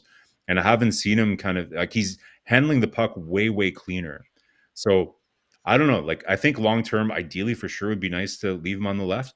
But I really like that they're trying Gooley with Hudson right now because I think somebody mentioned it in the chat. He can skate with Lane way more. So if Yeah. Lane does something that and Gooley needs to cover for him, Savard is not going to be able to kind of like be as responsive and be able to cover for him as well, just because he doesn't have the foot speed for it. So I think I like for now, if I had to choose, I don't hate what they're doing, having Savard with Jackeye, on the bottom pair for now, and really kind of letting Savard kind of eat up all those minutes on the PK. Maybe at the end of the game, like you elevate Savard if you're protecting a lead or whatever. But I like the experiments that they're doing with Gooley and Hudson together as a pair, considering that Montreal doesn't really have, like you said, a right hand shot to have in their top four. So again, Look, I'm look, Marco. If he adapts to the left side and he likes the left side, sorry, the right side for Gooley, I agree 100%. But I mean, we'll have to see how the season goes because I think Gooley does absolute fantastic job covering the top player or players from the opposing teams on a nightly basis, and that's you know something that always gets overlooked. I mean, you look at that Toronto game; it was no coincidence that Matthews and Marner and Nylander they did not produce anything. I think that was many aspects, but I think Gooley was a big part of that success for Montreal that night. Yeah, and coach, like I would really recommend if you can. I'll send you a link, but it would be an interesting thing to do a quick video on. Is the whole interview that Gooley did about practicing on his right side? It's something that we should really keep an eye on moving forward here because it is a pretty big game changer. Because again, like I think we're all concerned about him just being put in those really tough positions, right? Like in terms of because we know that he's had a couple of head injuries and everything else. So I it's something that I'm watching really closely, and I think it's important, like not just in hockey but overall. If you can change your mind about things, like you have to be open to change your mind, and like Gooley's proven me wrong so far in terms of being able to do it, and it's because he's put in the work and he's Should smart listen enough more, to. PLW. Well, What's no, that? no, like, no, like, What is good, listen, Marco, is this part. Like you, me, and Arta, whatever it is, right? We can be wrong, and after that, we can tell. Look, I thought this player Yeah, went of that way, course, that way. of course. Well, and so that's to what you, I'm saying. Marco, we said something. If ever Cole become, because I think for me, they're really missing a first pairing defenseman on the right side. I don't see yet Rebecca there. I don't see Mayu there because he come Yeah, there. You know what I mean? Like the projection of the left side is so good with Hudson, Jekai, Engstrom, Madison. Uh, you know what I mean? It's trouble. yeah, I feel for me that we're helping the solution for the Montreal Canadiens if Cody can develop that kind of player. Right now, he's looking really great for the Montreal Canadiens. The problem when you talk about Hudson's Cody together is the two other pairing is very difficult for them. Like if you put Madison on the first right there and Barron is completely the opposite, right? No, you And can't do if that. put them again the best players, you're in trouble. And oh Jekai man, Savard, the problem is like they cannot be on the top also, and Coley Hudson are cannot be on the top also. So this is the difficulties for the Montreal Canadiens to set up that Well, match well, pairing. let me ask you coach, a question. coach. Yeah, sorry. I just wanted to say also that pairing that they had in a couple of games, both with Jackeye and Barron, that doesn't work. And I get it that it's hard to make the proper pairing with these guys, but together they do not go well. It neither one is strong enough from a defensive perspective to prevent the opposing team from creating damage. And there's been a lot of turnovers. And if you look at their plus minus, I'm not usually a big proponent of that, but in this case, I think it validates it. You look at the fact that the games that they played in, where have we been victimized the most? It's on that third pairing. Unfortunately, I think we got to get somebody like Struble in there, but then we're looking at who comes out in his presence. So guys, like Randy, so I floated this out there a little bit earlier, right? And then Randy followed up with a question asking us, what is our best trade proposal for Rasmus Anderson in Calgary? So let me ask you, like I think first we of all, was talking about the salary cap again, and so for salary cap. no, but like so, but like honestly, guys, like don't you think Rasmus Anderson would be the perfect fit for Montreal on like being like a top pairing right-handed shot? He's what 28 years old. Yeah. That's, Would you? I mean, If you there's do a that, there's a Marco, if you do that, you have to put Yeah, Coley on the first beside him, right? yeah. Okay. So my question would be: I apologize if I did it right now for everybody, but you. So, Ramus Anderson, is it better or Mike Madison? What he's on the right though, so like to in the But long. my So I'm point of view talking. is like a similar player, right? Offensive side. Uh, I think they he's more dependable defensively than Mike That's my Matheson, point. coach. I was going there, right? So he's a little bit better skater, Madison, but defensively, Anderson bring more on the table about that. Yeah, So that's the point I bring to you about yeah, this, right? Now to yeah. say that, um, Would you trade Mayu and something else for Rasmus Anderson? no, because the problem with that, we cannot trade our defenseman. We are so low. We have to be chasing another defenseman after that, Marco. You're not just don't fix the problem. Well, no, because okay, wait a minute. yeah. So I'm talking long term here, right? So let's say if you have Rasmus Anderson as your top pairing right hand D, pair him with Yep. Uli on the. Now you're not going to have him this year, but next year you're gonna have Reinbacher, who can be your second pairing Yeah. right hand D, and then you can get a Kovacevic, you can get like a dependable, low cost right handed defenseman to be on your bottom pair, not Barron, because I think Barron is not somebody that you want on your bottom pair. He's either somebody that has to play in your top four, play power play. It's kind of like playing an offensive forward on the fourth line. It's just not the right fit for him. Justin Barron, to me, he's either going to be like a fourth defenseman that can be a puck moving defenseman, or he shouldn't be in your lineup. So for me, I would rather trade Mayu for Rasmus Anderson. You're securing your two top right-handed spots for the next at least 4 or 5 years, and then you can find a free agent solution for your Yeah. bottom pair. No, Anderson wouldn't be a bad idea, Marco. What's his cap hit? Is he around four and a half? 4.5. 4.5. And how long? How many 2 more years. years It's the same situation with Mike Madison at with Mike 4.8. Madison? That's an I mean, that amazing. it's not a bad one. I'm sure if we sort of think there might be some other solutions out there. Would you do Logan Mayu and Calgary's first pick for Rasmus Anderson? I don't know. I wouldn't want to give Mayu up right now. I'll be honest with you. I Do you think think he's going to be better than Rasmus Anderson? No, the point behind that, Marco, is like for me is this way, right? It's like Jekai on the left side. I think Jekai, I will not trade him. I have my third pairing Right. defenseman. He plays specific role. I do the same thing with Mayu because Montreal Canadiens, I understand the way you talk about this, but we need depth, more depth on the right side. So for me, a short term, Why? we don't have Why do you enough. need? No, but why do you? There's not You don't much. necessarily. If you have Rasmus Anderson Yeah, and Reinbacher yeah, that are going to play, they're going to, and I'm saying maybe not this year, right? But next year, Rasmus Anderson's going to play 24, 25 minutes. Then you have Reinbacher, who hopefully will play 18 to 20 minutes. Then why do you need yes, you can keep Mayu, but he's really the only asset that's going to get you Rasmus Anderson. Like I not think at that all. you can You can trade other players.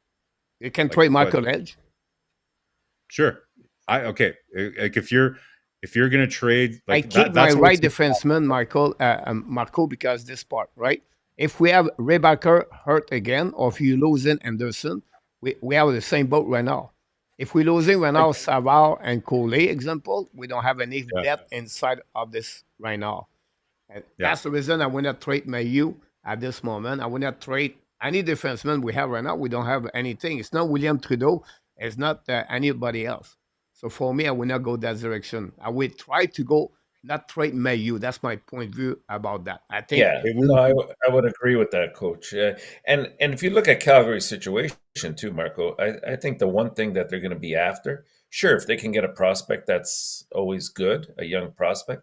But I think they're going to be looking for draft picks, right? I think they want bodies. we are breaking I don't news know. and the Hockey Nation. We're looking for a referee between N26 and for you at this moment. The fire is outside of that chat, ladies and gentlemen. I just love when I'm laughing, guys. They don't stop each other. It's a bunch uppercut. BBF will be a really difficult time to catch up with them right now about this. I love it, guys. Keep continuing, guys. You make me laughing.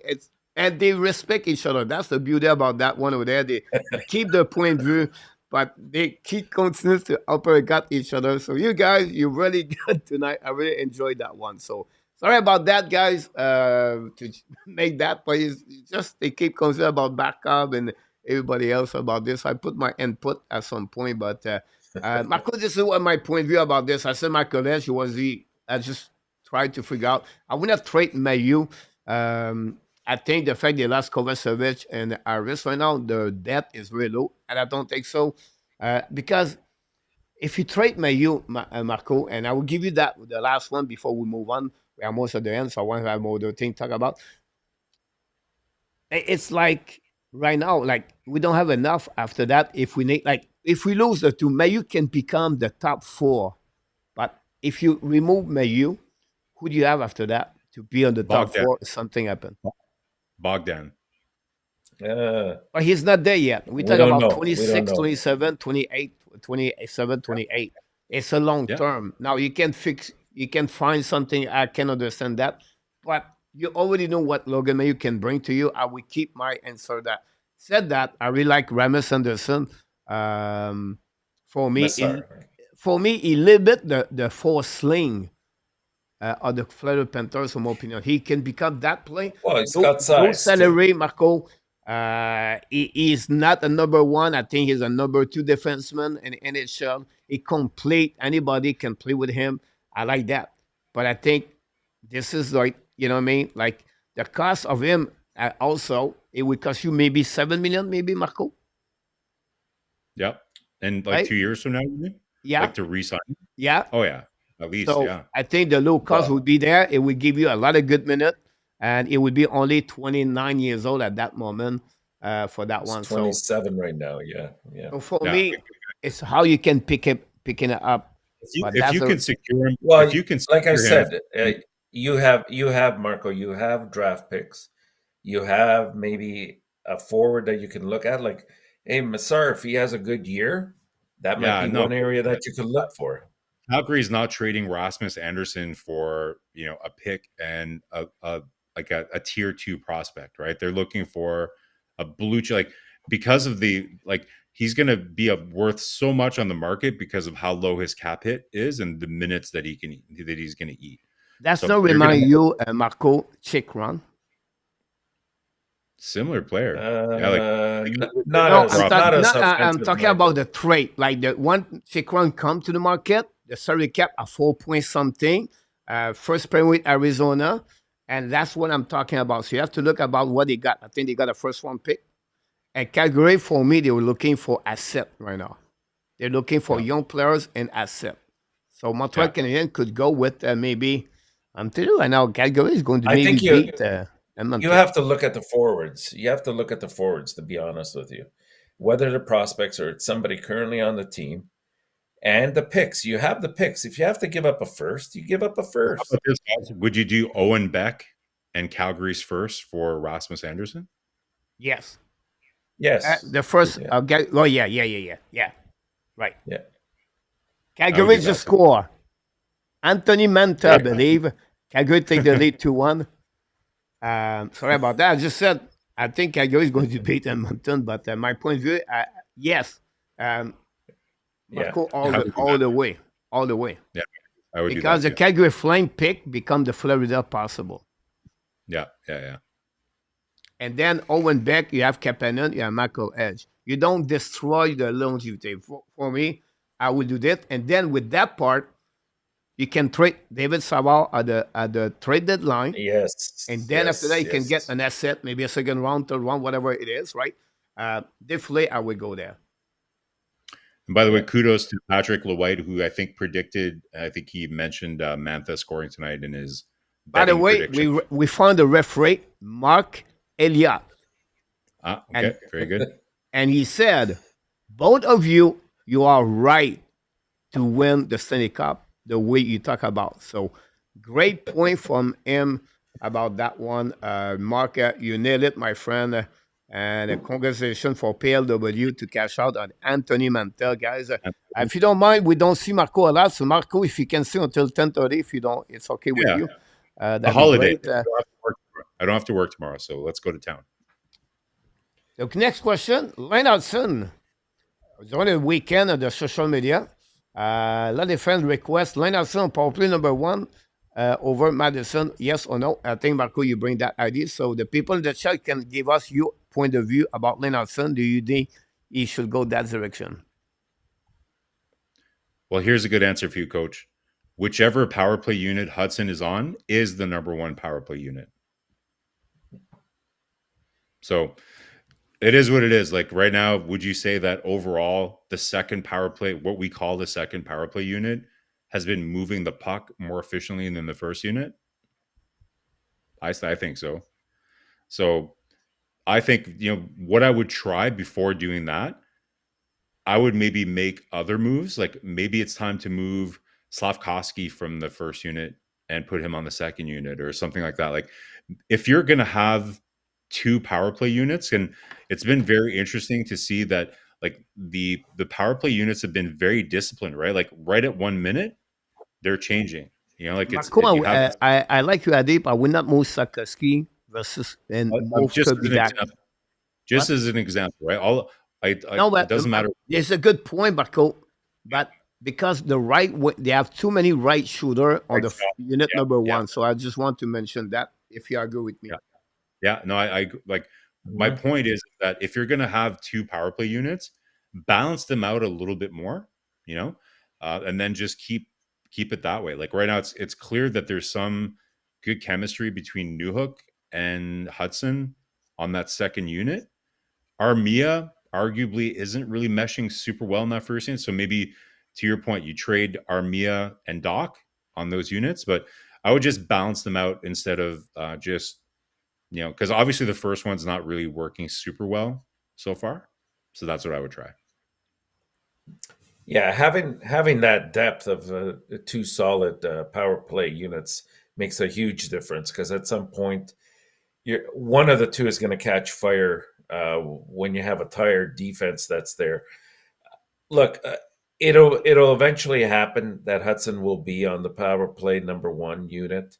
At this point, it will happen organically as either the season goes on or even next year at the latest. But it's definite that that's where his forte is, and he's such a creator out there that it puts people in the right positions. And I can only imagine eventually down the road when Demirov's here as well. I think between the two of them, they're going to create a lot of magic, and it's going to open up a lot of players to get a lot of points there. So it's very exciting to see that happen. And I agree with you, Marco. If you got them even on the second unit, like as long as it's a good balanced group that's on that second unit, then you're going to get your points either one way or the other. And here's another interesting possibility, guys.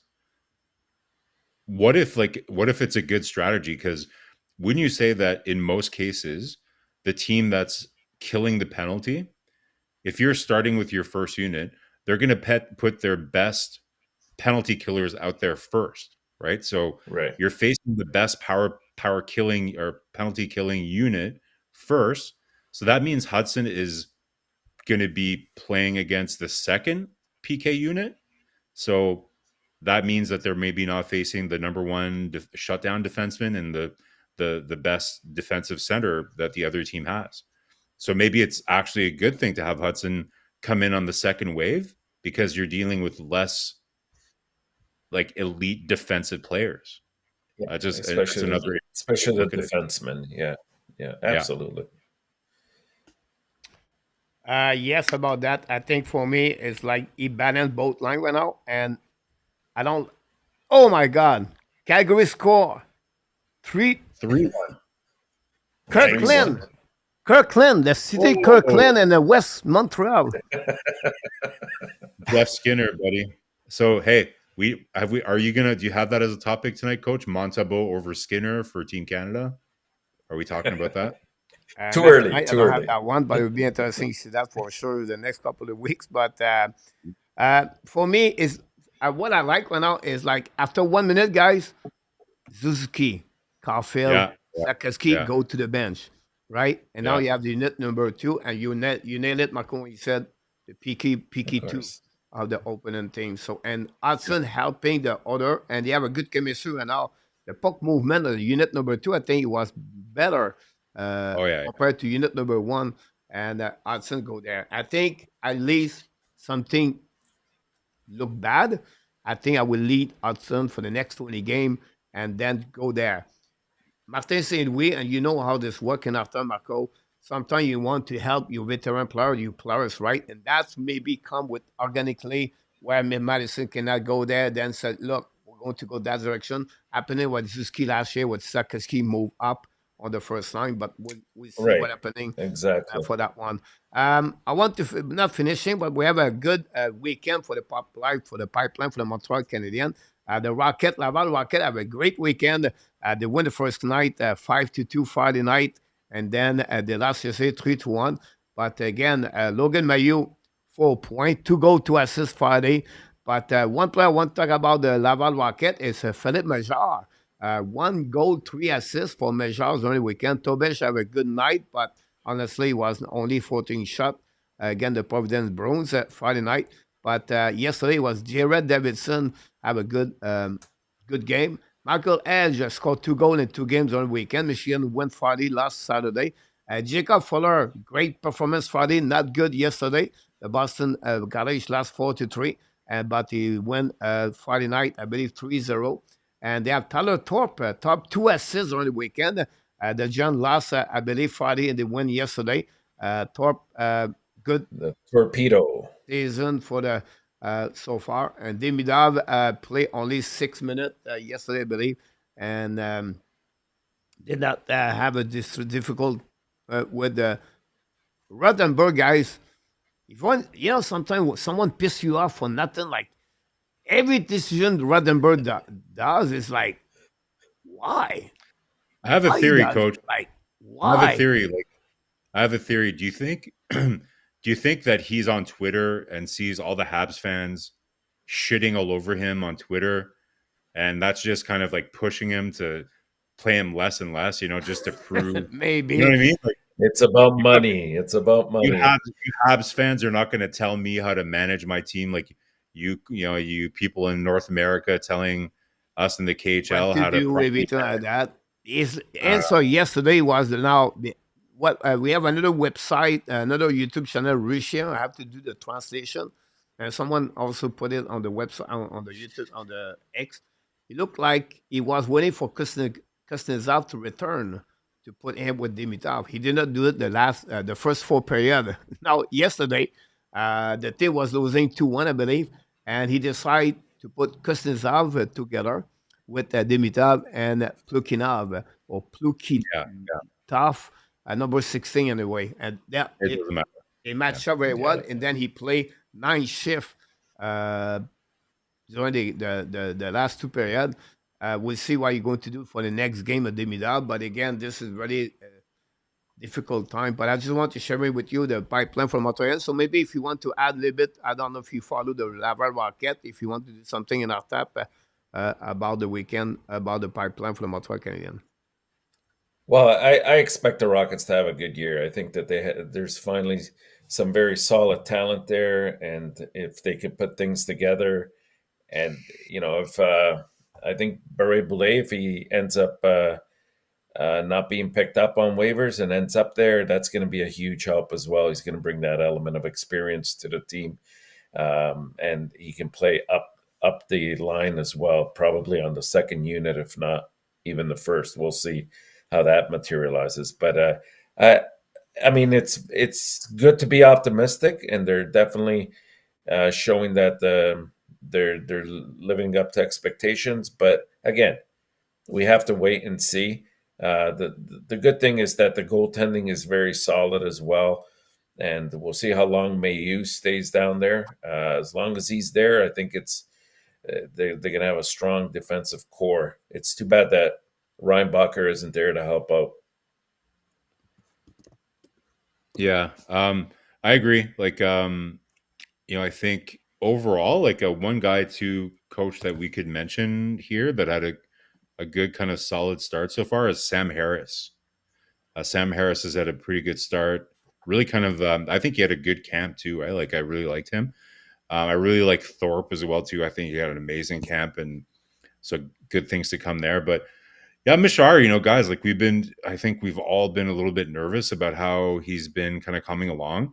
I've read a couple things out there. Some people have the theory that Mishar plays much better in a very structured system, and maybe he'll flourish a little bit more with more professional players. And we've seen that before, right? Like we've heard players talk about that. Like sometimes you have players that just play better, at the NHL level with players that know where to be and everything else. So listen, like, we really hope that Mishar can at the very least build up his value so that, like Enortap was saying before, we could include him as a chip. I just don't see how he's going to fit in the Montreal lineup because of his size and everything. I just don't know Exactly. how you put him in. So at this point, it's just about building up his value and giving him the opportunity to be better. So good for him. That's good news. Like you said, Mayu had a really strong start here as well. So again, we talked about it earlier. Like now that they sent down Barre Boulet back down to the AHL, then who knows what the next move is. Um, you know, we'll see kind of what happens with Barron. We know that they can't really send him down. So we'll see what Montreal is going to do. But it's fun week to follow Montreal Canadiens prospects. And then we talked about Michael Hage a lot too. So lots of fun hockey to watch outside the NHL. I just wish I could do it full time, coach, and just watch hockey all the time, like you. Yeah. But make a lot of money, so maybe better to work at the Bell. Yeah, Maybe right now on yeah. that one. I will say to you one thing, guys. The chance of watching other team like the prospect Montreal, you find other players on that Yeah, one. yeah. And the Vancouver Giants have a one kid, Cameron Schmidt. Uh, Schmidt. Schmidt, and 17 years old, is eligible for the draft. Here's the problem: he can put a puck in the net. It reminds Mm. me a lot of Kevin Britley of the Florida Panther, of the Florida organization, triple A. Anyway, he's only 5'8" and 150. But the Wow. guy, Oh wow. he remind me the Brady Nadeau, right? The young, the small Yeah. players Yeah. about that one there. So, but if you have a chance watching, every time you watch the Vancouver Giant Torp, watch all the time the score sheet. You're going to see Cameron Schmidt at 1 goal, 2 goal, 1 goal, 2 goal, 3 point, 2 point, 111 point last year in 68 game at 16 years old. So Are you watching any of the games with Harris? Like, are you seeing anybody on Denver? and DU, yes, I watching a clip they play Alaska, yeah, last week when he scored his goal. Then DU, you know how this powerful house. Mhm. Yeah. We see what I think Zev Biom could be the MVP of the NC next year. The Barker trophies, I've always tried to figure out about that. Do you have another good team this season about this? Harris for play with Minnesota have 1 goal during the weekend. Luke Middlestad, no goal during the weekend. but I pick up, and then I don't know Marco, but I really become one of the on the X right now to give all the information about my pipeline result a game for the Montreal Canadiens. I'm getting a lot of people checking my account right now with my X, and That's that really good. increasing our sub here. We get over 85.50 in the last couple of days, so that's pretty good to see Awesome. that for that. But a Good to good hear. weekend for the pipeline for the Montreal Canadiens, and then we have to go that direction. I don't want to go there because we have already go to a bit too far tonight, and because we have too many subject about this. But the preview Montreal Canadiens, we have to give credit for Sébastien number 2, ladies and gentlemen, the only one. If I can put my note very well, predict the preview on the Montreal game last week with 4 points. We don't request now the record with 2-1-0 or 1-1-1 or 0-1, but the number of the point at the end of the week. Montreal game played 3 games this week. Pittsburgh and the Los Angeles Kings and the New York Islanders. I almost said the Los Angeles Lakers. But I would like to hear now, in our tap, what is your prediction? And people in the chat, you turn now to give us your prediction of your week. So in our tap, you'll be the first one. Okay. How many of these are at home? I think the Pittsburgh's at home, LA's at home, Islanders on the road, they're going to be in New York on for the 4 road. days. They play the Rangers the Monday or Tuesday next after that. Okay, I'm gonna go with 4 points. 4 points. Abination go with 0 4 points. points. He went with 0 last time. That's not right. Wow. All right. Well, listen, we haven't seen Montreal go to extra time at all so far this year. So I think maybe we'll see that this week. I'm going to say 3 points. I'll say they go 1-1-1. 3 points for Marco on that one over there. Pierre go with that 4 point. Pierre de Noville and PLW go with 6 points for Montreal. Ron go with 2. I think it's Ghislain doable. Framboise, welcome back, Ghislain. Against LA. 2 points LA's against playing LA. some good hockey. LA's playing some good hockey right now. LA Byfield, man. lost 2-1 against the Boston Bruins. Is that an overtime? Yeah. Yes, I think it was an overtime. Yeah. They're playing good hockey. Like Byfield, guys, I think is going to have a monster year this year. Oh my god, I really, really He's like looking Byfield. good. He's looking very good. Yeah. Listen, you did 3 or 4 points. So I don't want to use the same number of points just because. I'm going to shocking everybody. I'm going with 5 points. 5. I knew you would go there. So you have to be optimistic all and the time. 26 go with 6. I guess another good question though is like, does Monty play all 3 games? You think? Yes. 2 I don't know, sure. guys. 2 for sure. I think 2 for sure because I don't think they're going to want to have Primo sitting out that long, and I'm sure they want him to go out. Like they don't want him to just sit there and think about the shitty game that he had. I think they're going to want him to get him out there. And you fall off the horse, you got to get right back up. Yeah. Bond go with 5 points. So who do you give? Which game do you give? I think I would give him the Islanders. Yeah, you know why? Possibly. Yeah. You know why though? Because the Islanders, like to me, Primo, where he's at his best is he's really good at being along the ice. Like he stops a lot of pucks along the ice. And to me, the Islanders are kind of like a net front team. So I think he'll do better there. And I find that Pittsburgh, I wouldn't do Pittsburgh because where Primo really struggles is seeing pucks through traffic, like from the point. So Letang and kind of like Carlson are going to be floating in a lot of pucks. They put a lot of pucks to the net, and same with Los Angeles, right? Like they have Clark and they have what's his name, the Asian kid there that they have now in LA. I can't remember his name, but they float a lot of pucks to the net. So not to say that. Who? Clock? No, the other kid. Spence? Spence. Yeah. Spence. Yeah. So they float a lot of pucks to the net. So I think the Islanders are the best style for Primo to to confront. So that's who I would have Your the point odds of for. view, Marco, is excellent. I agree with you. But I will say to you, why are you going to not bring Montembeault if he just went beat the Pittsburgh and the Kings when he is Because, right now on the hot spot? Well, like I On it's said, just on the not. hot straight. It's not to make Primo lose his confidence, right? You can't have him out too long. I think at some point he has to come in But do you and want show to that win he the can game or right you want away. to lose game for one well, specific players? because Well, you have to look. you're assuming he's going to put in another bad game. I mean, we don't know that for sure. The idea is that when he does come in, he's going to be a competent goalie, backup goalie to Montembeault. And you're not going to get that way unless you have confidence and you have the ability to play.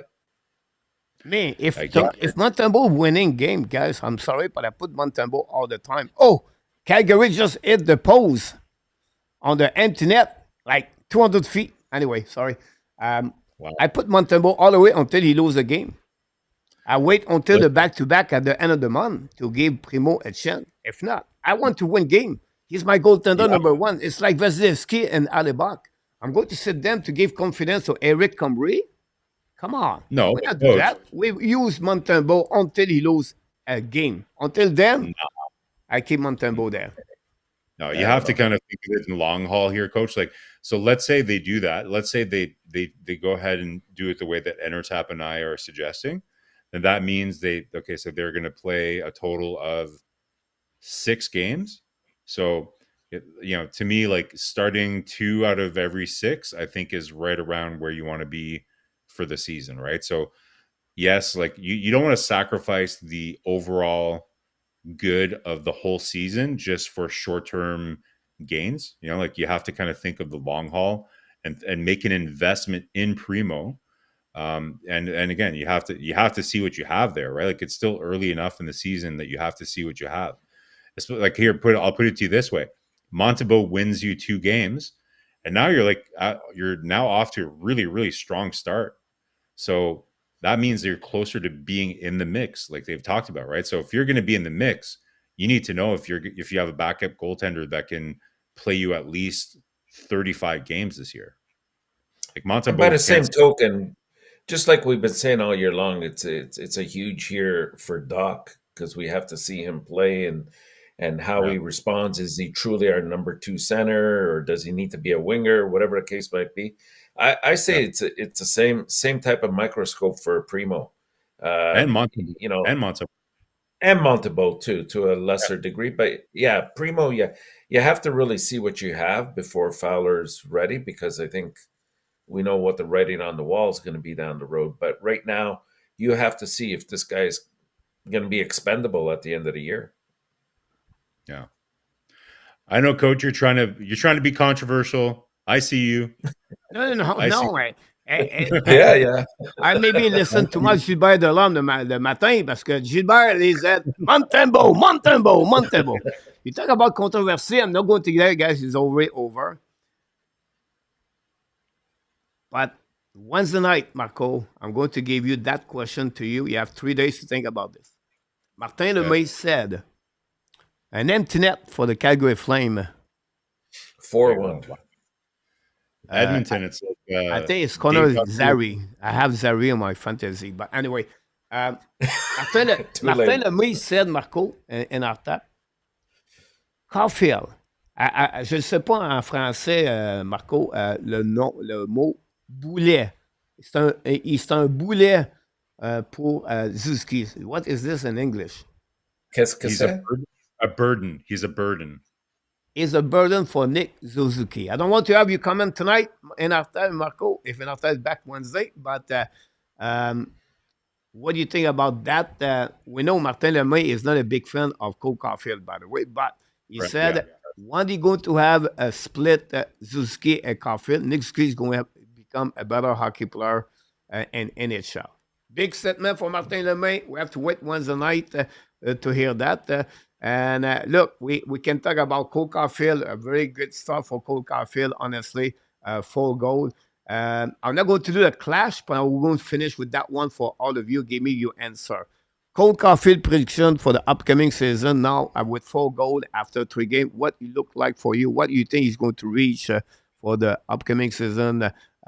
38 goal a plus, or you give me like you're targeting a specific number for Cole Caufield, and I'll tap you on the first one to let me know about this.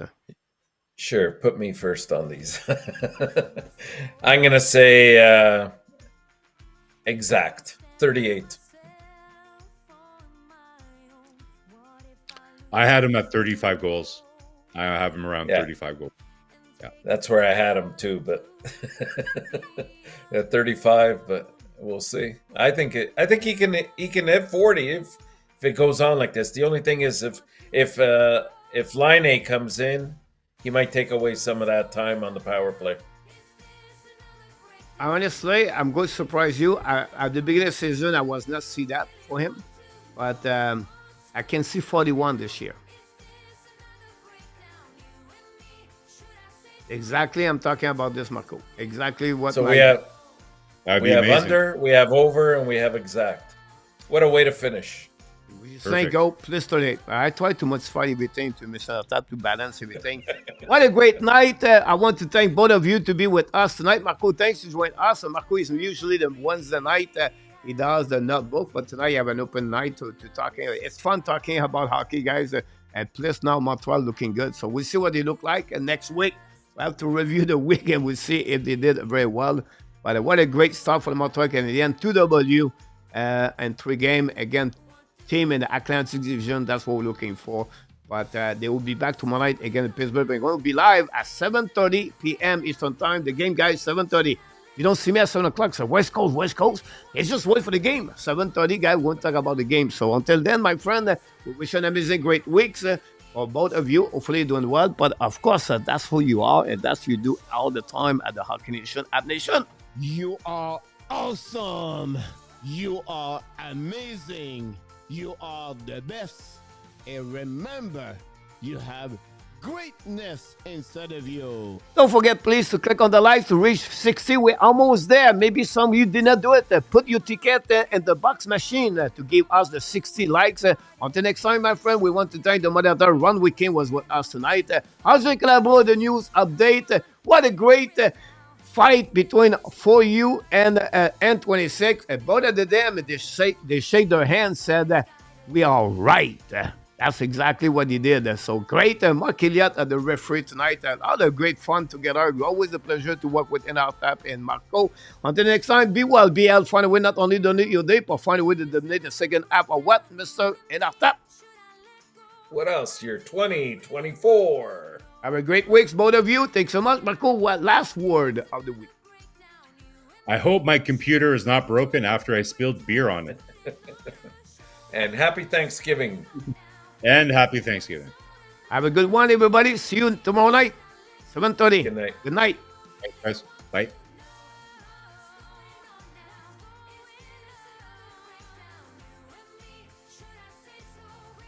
Good night, everybody. See you tomorrow night. Oh. Booyah!